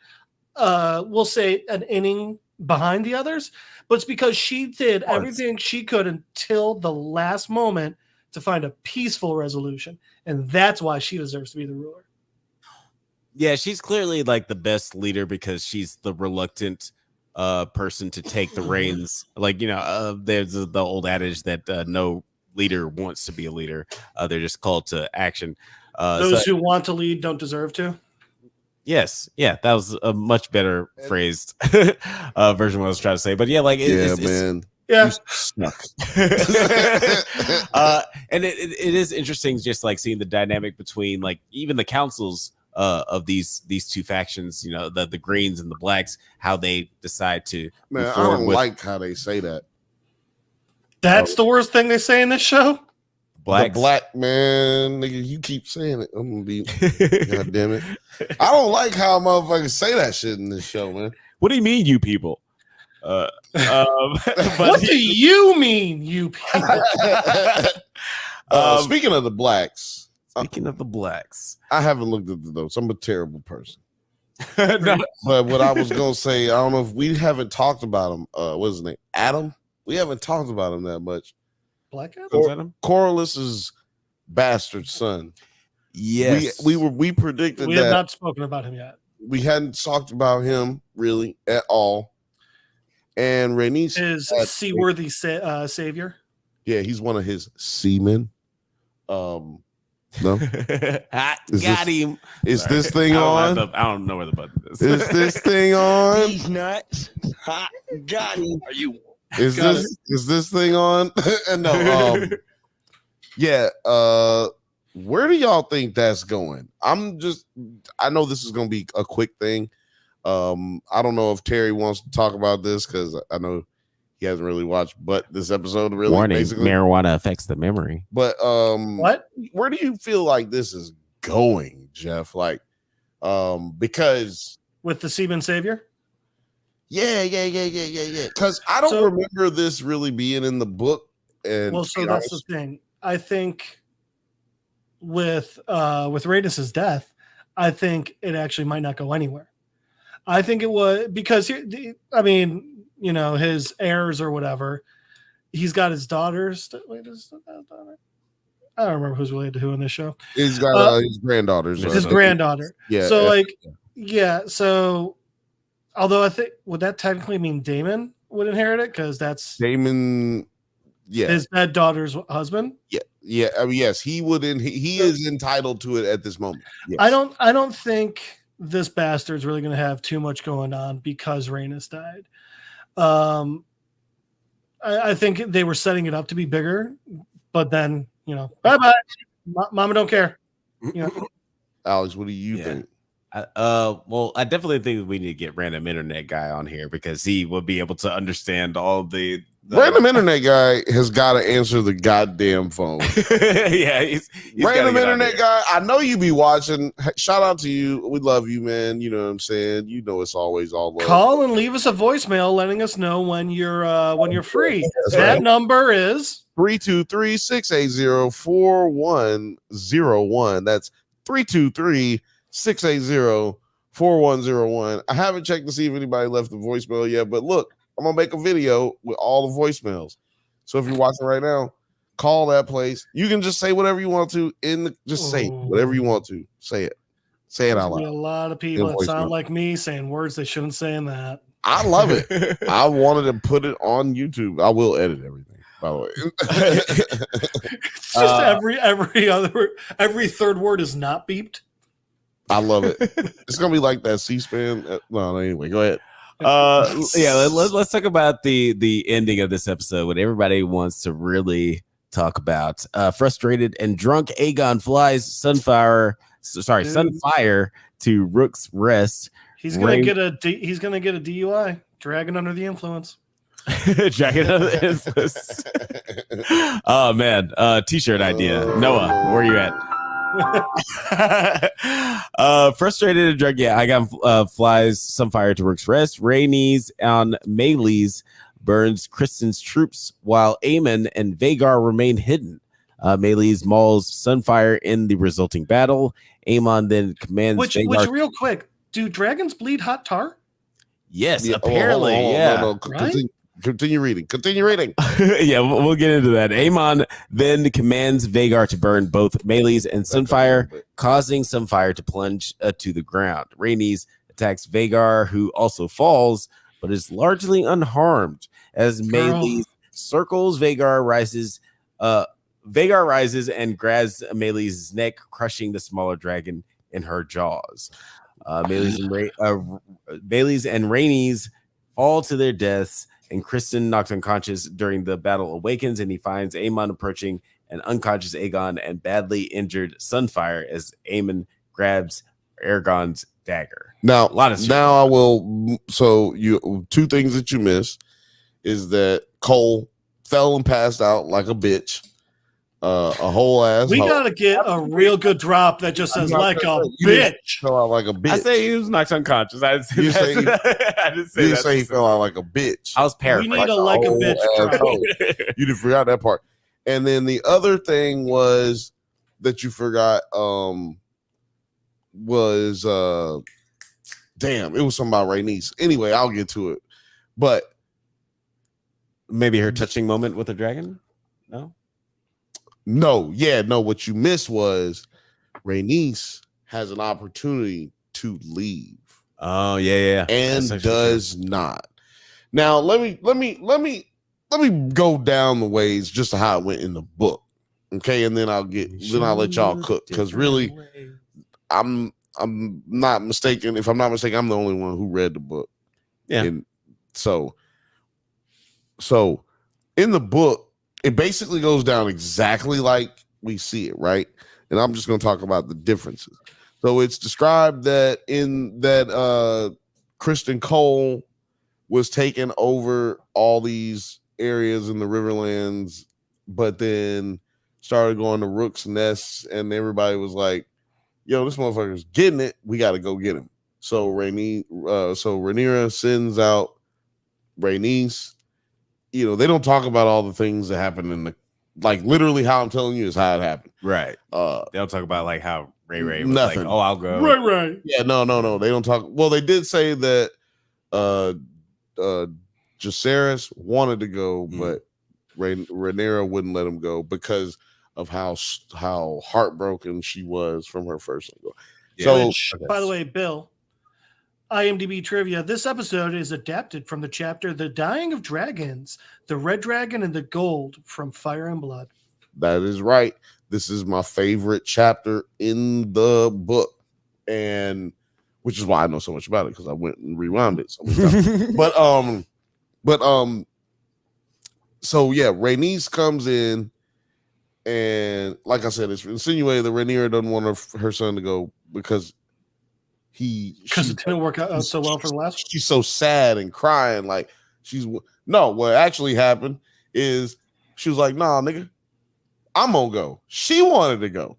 No one says that in the book. Then Rhaenys goes. So Rhaenys goes and she's fucking it up, but Criston Cole had planned for this. And no. I'm just telling you. Criston Cole is following. Oh, I'm sorry. You're talking about in the book. My bad. I'm talking about in the book. So in the book, bad. Criston Cole. Bitch Cole. Yeah, he acted like a whole hoe. His name Criston Cole. But anyway, Criston Cole has all this plan, and as she tears up some shit in the horizon, comes Vhagar over the cloud of the trees, and then right behind him, Sunfire, the Aegon the King's dragon, right. Blah blah blah, working in tandem. Yeah, they working together. Two brothers loving each other. Two brothers loving. I think the show did it better. They said no. So the idea behind the show, I'm trying to tell. I've been saying this since season 1. Go back and check it out, y'all, if you want to. 2 years I've been saying this. This is not a show about the book. This is a show about what really happened. The book is a third hand, it's like account. World War Z. Yeah, well, this is the World War Z book is just collections of journals from people who lived through World War Z. Well, this is an adaptation. Like No. This is not. No, trust me. I'm trying to tell you. I read the book portion of this show. This is not an adaptation. This is you read what happened in history, and now I'm taking you back in time, and you get to see what actually happened. This is people actually following Jesus instead of reading Matthew, Mark, Luke, or John. Does that sound about right? No. This is you going back in time to see Jesus. That's what I'm saying. Yeah. This is that. So it's not an adaptation. The way that they're doing it, because think about this. So which dragon is Jesus? Oh shit, Paranorm. What's up, man? P in the house watching the dragon. Shout out to P. First time, long time. But the point of this whole show is to show you what is happening, like for the book nerds, is to show you, hey, this was what people said happened. This is what the maesters wrote down in third hand and fourth hand and fifth hand accounts. But this is what actually happened, right? Which points out it's to point to the saying, history goes to the victor. History is written by the victors. History is written by the victor. Yeah. And this is that. And I love that aspect of it. And what I mean by adaptation is just like, like how, Logan was nominated for best adapted screenplay because it's an adaptation of a bunch of different stories from like X-Men. Like it's not like it's an adaptation it's an adaptation of a different medium. And I always say like it's really hard adapting one medium from another, where it's like video games, TV show, books to movies. Like exactly, but that's not what this is. It is. I mean, it is like literally an adaptation from. I understand what you're saying, but you got to understand what I'm saying. Okay, you got to understand what I'm saying. I know what an adaptation is. You have to understand what I'm saying. This is not an adaptation, though. Yes, in the sense that you're saying, this is an adaptation. But the way that they're writing this show, that is not how they're writing. They're writing it in the sense that this is what happened. We talked about this. We talked about this like all random internet guy. Yeah, we talked about this all season. Yeah, I was just but let's talk about the ending of this episode. We get the. Well, we already talked about that, but we already introduced it. How did you feel? Because I already talked about how the book happened, and because to Patrick's point, because I'll see this is you change your name on there. You can say Jeff. They know who that is. I know, but I'll be trying to remember which one. I'm trying to tell these jokes. But I'm Web Weaver's alternate Peter Parker. So the whole show this whole scene has been about the dragon battle, but they're setting up a lot. Like Jeff was talking about, does Tar just come out of a dragon's body? Well, it's because when Sun Bitch got ganked, all that blood fell on them, and first off it was black, and second off they were all like, while you heard because it's a part that ignites. Nailed it. It's one of the parts that ignites, like the way that the flame works is they got liquid that blows up. So yeah, I'm just saying. So yeah, to your point, yes, absolutely, that is what they bleed out in their chest, which is why they attack strategically in that way. So then, when you're thinking about that, in the book, it said that Rhaenys fucks up Aegon. What I'm saying is the way that everything she was in the show. No, that she's the one who burned him and then had him fall to the ground and shit. What I'm pointing out is that everything that they're saying, that they're showing us, is like, hey, it's showing you that in the book they were like, hey, we got to lie to make sure Aegon doesn't look bad. We can't make the king look weak. So, with that in mind, okay, now I'm curious how y'all feel about this shit from the other side, because y'all don't know about the other shit. So I'm trying to give you this shit without spoiling it week to week. I'm trying not to spoil everything that goes down. Rhaenys was stupid. Is that what you're looking for? She was a fucking idiot. Okay. For multiple reasons. First off, I know this is from How to Train Your Dragon. When the opposing dragon is that much fucking bigger than you, attack the wings. Vagon already had so many holes in its wings, and you clearly don't have a chance of taking him in a straight fight. Cut the fucking wings up, let him drop to the ground, and worst case scenario, if that doesn't kill him, just stay out of his range. There you go. Second, when she does take Vagar down, she starts flying off. She flies over the one fucking spot they can set a trap. She could have gone just a little wide around that fucking castle, gotten a great view. I mean, she probably still would have died, but she would have had a much better chance. She was quicker. She could have at least, she clearly wasn't going to run away, but she could have maybe danced around him a bit more, hurt him a little more. She made two stupid fucking decisions. And the first one, the wing one, I get it, because that's the way they're all trained. No. Go for the bloopity bloop in the center. But I mean, just be smart about it. Vagon is so much bigger than you. Your claws are barely getting through. But those wings, they're already holed up. Fucking cut through a wing, make it so we can't fly anymore. That would be an interesting strategy that I would like to see somebody tackle in the future. But I you do want feel Terry like to go first, or you want to go first? Because I want to hear your opinion too. Yeah, I was just gonna do my little 30-second thing and throw it to Terry. But but yeah, I do feel like that there is I forgot what I was gonna say. Producer T, what did you think about this with ratings?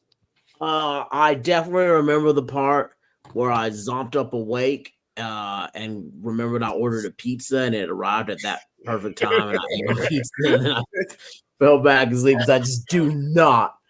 I was seeing scenes of it, and when you guys shared the meme about what was happening, I was like, I don't remember them fighting with the fucking dragons at all. What did I miss? Oh man, that's a sad story. You should really check out that. Right, because I remember all the boring intrigue parts. I remember the part where One-Eyed was talking to the king in High Valyrian, and he didn't really understand him that well. He was just answering him in like one sentence answers. And I remember the movie and everything, but I was like, I don't remember this dragon fight. Yeah, he sounded like me with Spanish. When I be talking Spanish to people in the neighborhood, they just be talking to me, da, da, da, da, and I know most of them words. Like, grazie. Yeah. Yeah, it's this Buenos noches, amigo. Como exactly. In the future, someone has already tried that tactic. Okay, Alex? I mean, How to Train Your Dragon. I've only seen the first one, but it's a really great movie. How did you feel, bro? How did you feel about this? How to Train Your Dragon? Loved it. Like I said, they're setting up a lot here. So yeah, what did you feel about this one right here, bro? Yeah, they're definitely setting up a lot of intrigue of what could happen next. With just like the two major figures and on both sides taking a fall. In this night, it doesn't seem like Aegon's dead, but him and his dragon are incapacitated. But I did think that it was like very intriguing with Rhaenys.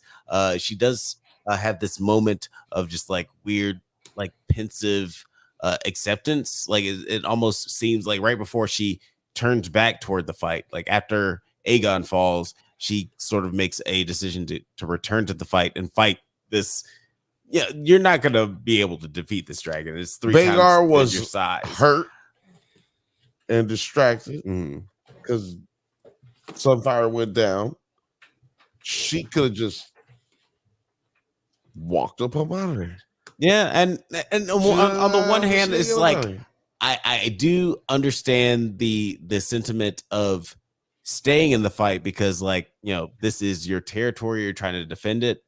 And running off seems kind of cowardly. Like, but you there might was as well an ambush. Stay.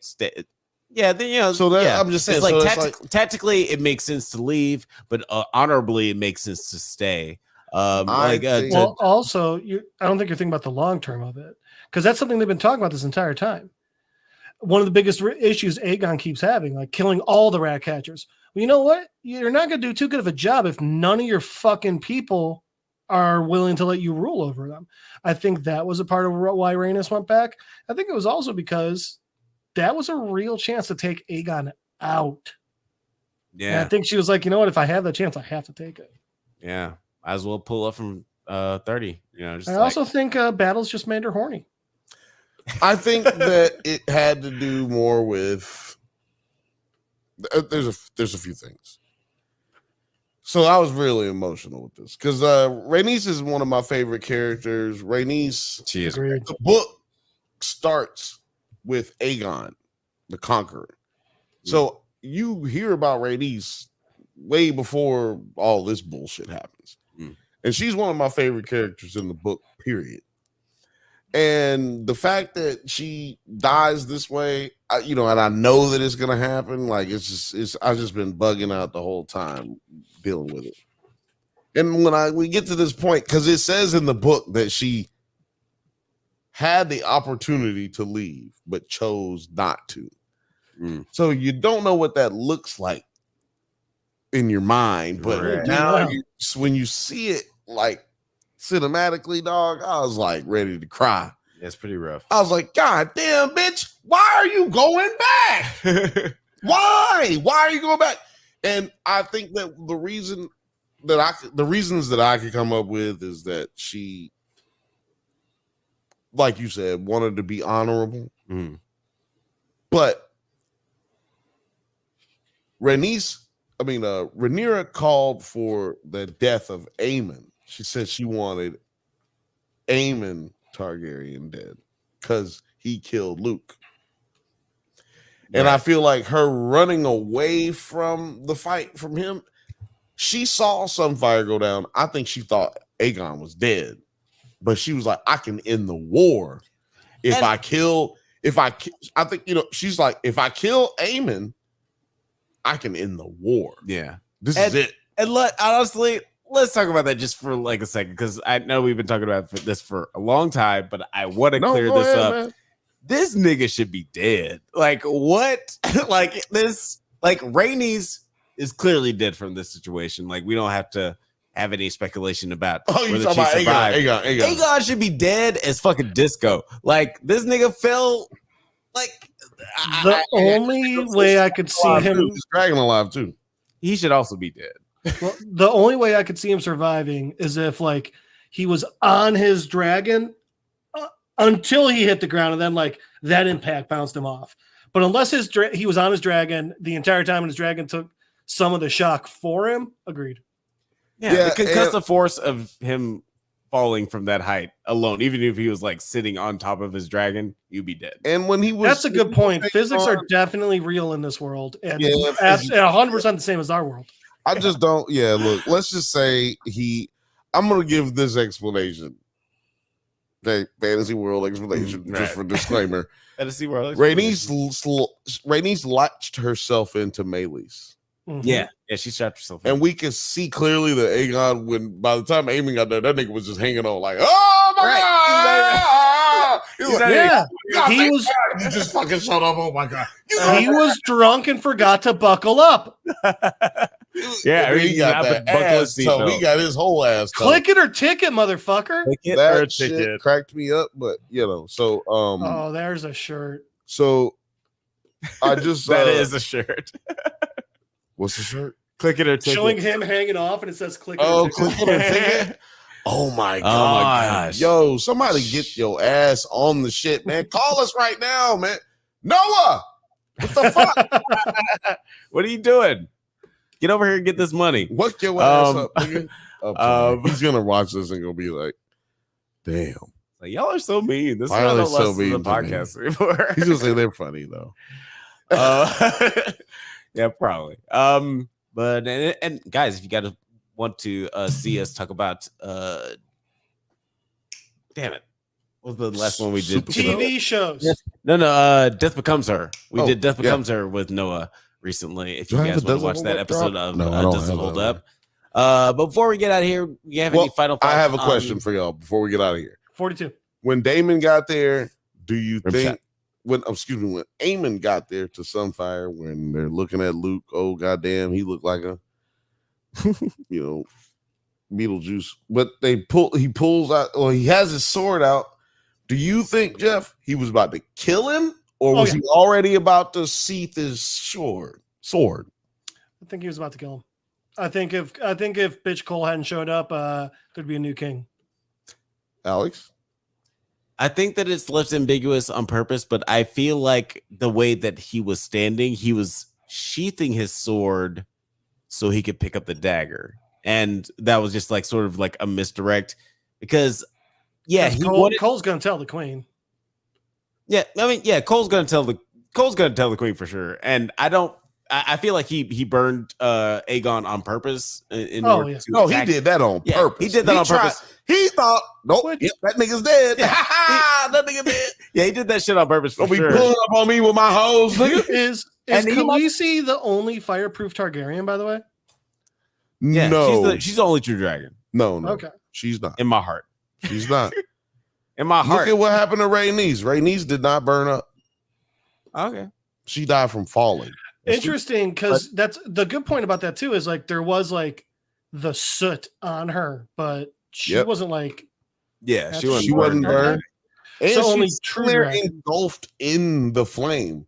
You know what I'm saying? Everybody else who was on the ground, when that flame touched them, they burnt up inside their armor. Okay, they're gonna have a bad day. A whole bad day. That's actually called instant bad day. But so I think to answer your question, yes, there are multiple Targaryens that are fireproof, but there are ones bitches. Got it.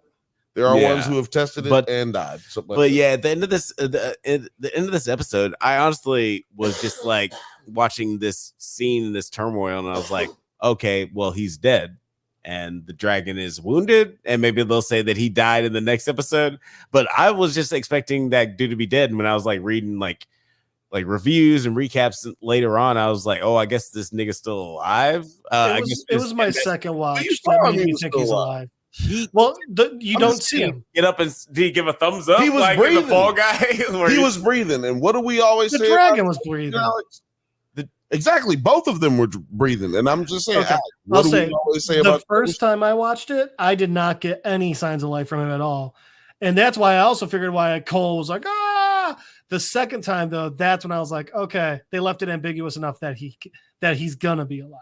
You can hear him breathe. If you go back and watch it, you can hear Aegon breathing a little bit, and also the dragons breathing a little bit, which is a sound design. That dragon's a bitch too. Touch, because you didn't really notice it, means that they did a good job. I definitely heard and saw the dragon. I saw the dragon moving around. I heard the dragon. I'm talking about him. And I heard the dragon breathing. But yeah, like he was motionless, and he was breathing. And there's there's a lot of CGI going on. I watched the episode twice, but I guess there's like so much going on that I just didn't like really see him breathing and moving. But whatever, like we'll see in the next episode how he survived. And that's the thing. To correct myself, I didn't see Aegon moving or breathing. I just saw it was ambiguous enough. So I'm agreeing with Alex. Right. And I like that they kept it open enough where it could be he lived or he didn't, but it's one small part that y'all just missed where he goes, okay. I'm just saying, like, I'll agree with you on Sunday then. No, I'm just saying there's this weird breath that he took that was weird as fuck. But come on, that kid's weird as fuck. But my thing is, I don't. You know what? Actually, I don't want to try to. I might fuck some shit up. So I don't want to spoil anything because my question was gonna be one that was leading. I feel like. All right. I ain't gonna ask that question. Yeah, this is me during the whole season. Exactly. Look, dude, you see what I'm saying? That's why I had to ask y'all questions because it's tricky. Because last week I couldn't even talk really. I had to just let Travis handle the whole show because I don't want to ruin nothing. He was having so much fun. Yeah, that was fun. A wise man once said, "It's hard times out here, Daddy." Anybody have any final thoughts Dusty on Rose. this Shout episode? out to Dusty. Anybody have any final thoughts on this episode? Producer T, what do you remember from this episode? Do you have any final thoughts? He remembers pizza. I know that for sure. I remember, like, I woke up and I had some deep dish. I remember like some of the plot intrigues. With what are you guys calling him, Littlefoot? Littlefoot. You like his character a lot, right? I'm gonna take a shot. How he's stressed. It's like he may have taken heroin all, but I got all the money to pay for Harrenhal. Like, that's right? free. You can't run it without making those important parts. So, and He's then like, I don't know if you know, but that's a fixer upper. That is a fixer up, yeah. And then him catching what's her name with the moon tea and knowing Queenie. about that also. Kind of see what he's going to be doing. He's got some vital information. He knows what he's doing. The guy's not dumb. Kaiser Sose, I agree. Patrick, what about you? Do you have any final thoughts on this episode and any predictions going forward? I think we covered them all. I'm not prediction wise. I think unfortunately Aegon is alive for the entire reasons we just said. I'm interested to see where Ray starts building an army from, because this was a really smart. I mean, as much as we hate Aemond, this was a really smart move. As he said, this cuts her off from the land. She doesn't have a lot of like actual good allies left. I'm interested to see the struggle of her finding someone to fight for or with her. So I think that's gonna be a big part of the next episode. What about you, Bill? You have any final thoughts or predictions for the next episode? I think he's got some definite predictions. I got some great predictions, but you know what I'm going to do is I'm going to say I'm going to do teasers. Okay. There's a lot of foreshadowing in this show. I mean, this episode, which is what they're doing well that Game of Thrones did. Yeah. Sorry. We are going to get a lot more from Harrenhal. But I think that what should be pointed out in this show, I pointed out at every other episode, nothing good happens in this show. Tijuana? Oh. This story has no good things that happen. There's no one who benefits from anything that happens in this show.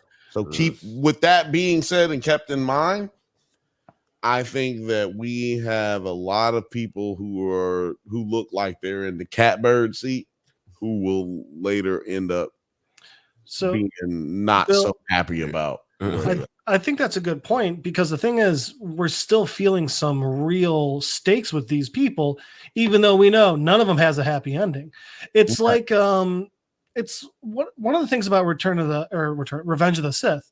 Like, there was still like, you were feeling worried about Obi-Wan and Anakin, and it's like, you know how it's going to end out and how they're going to end up, but while you're watching it, especially the first time, you're still like engaged with it.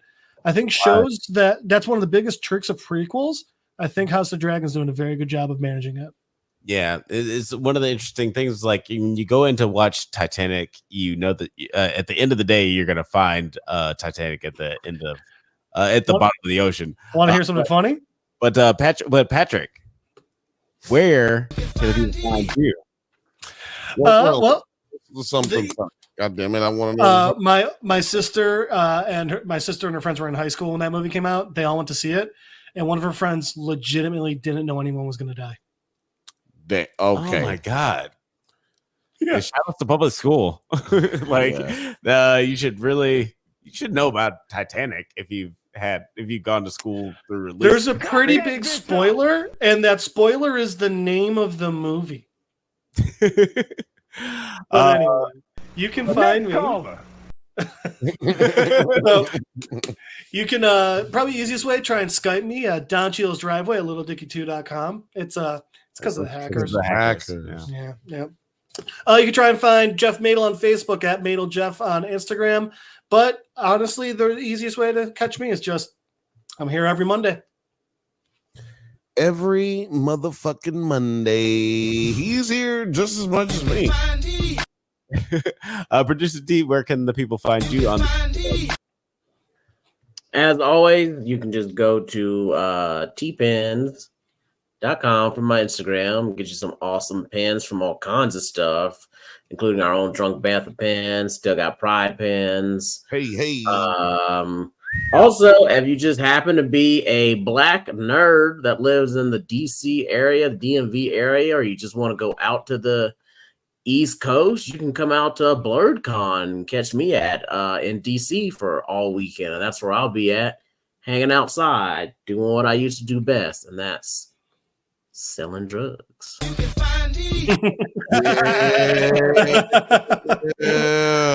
yeah, man.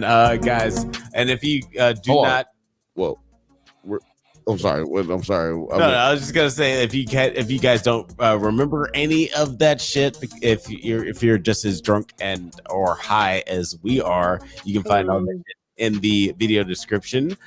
Bill, where can the people find you? I'm like, goddamn, you don't want to ask me where they can find me? I'm working up to it. Joking, man. We're potting. We're potting. None of this matters. We're going streaking. You can find me every Thursday at the Bantha Bunch Show at 7 p.m. Pacific time. 7 p.m. Pacific time. We go live.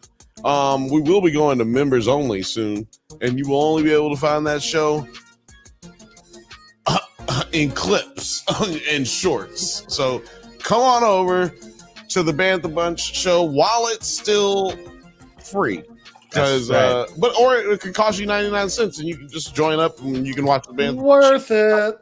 Yeah, it is totally worth it. It's a small little fee. You can get little teasers on the Drunk Banthas channel, but the real show is behind the curtain. It's behind the curtain. To subscribe and behind to the curtain is Twig and Berries.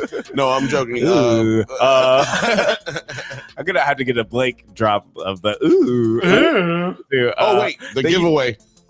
Oh yeah, that's right. We need to do the giveaway. We got to do the giveaway. We got to do the giveaway. I'm Before gonna share this screen. Things wrap up, we got to figure out who won the smorgasbord. I swear to God, if I won it.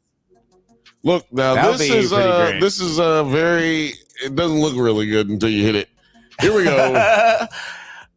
Oh yeah, a lot of comments tonight. You know, got a lot of chances.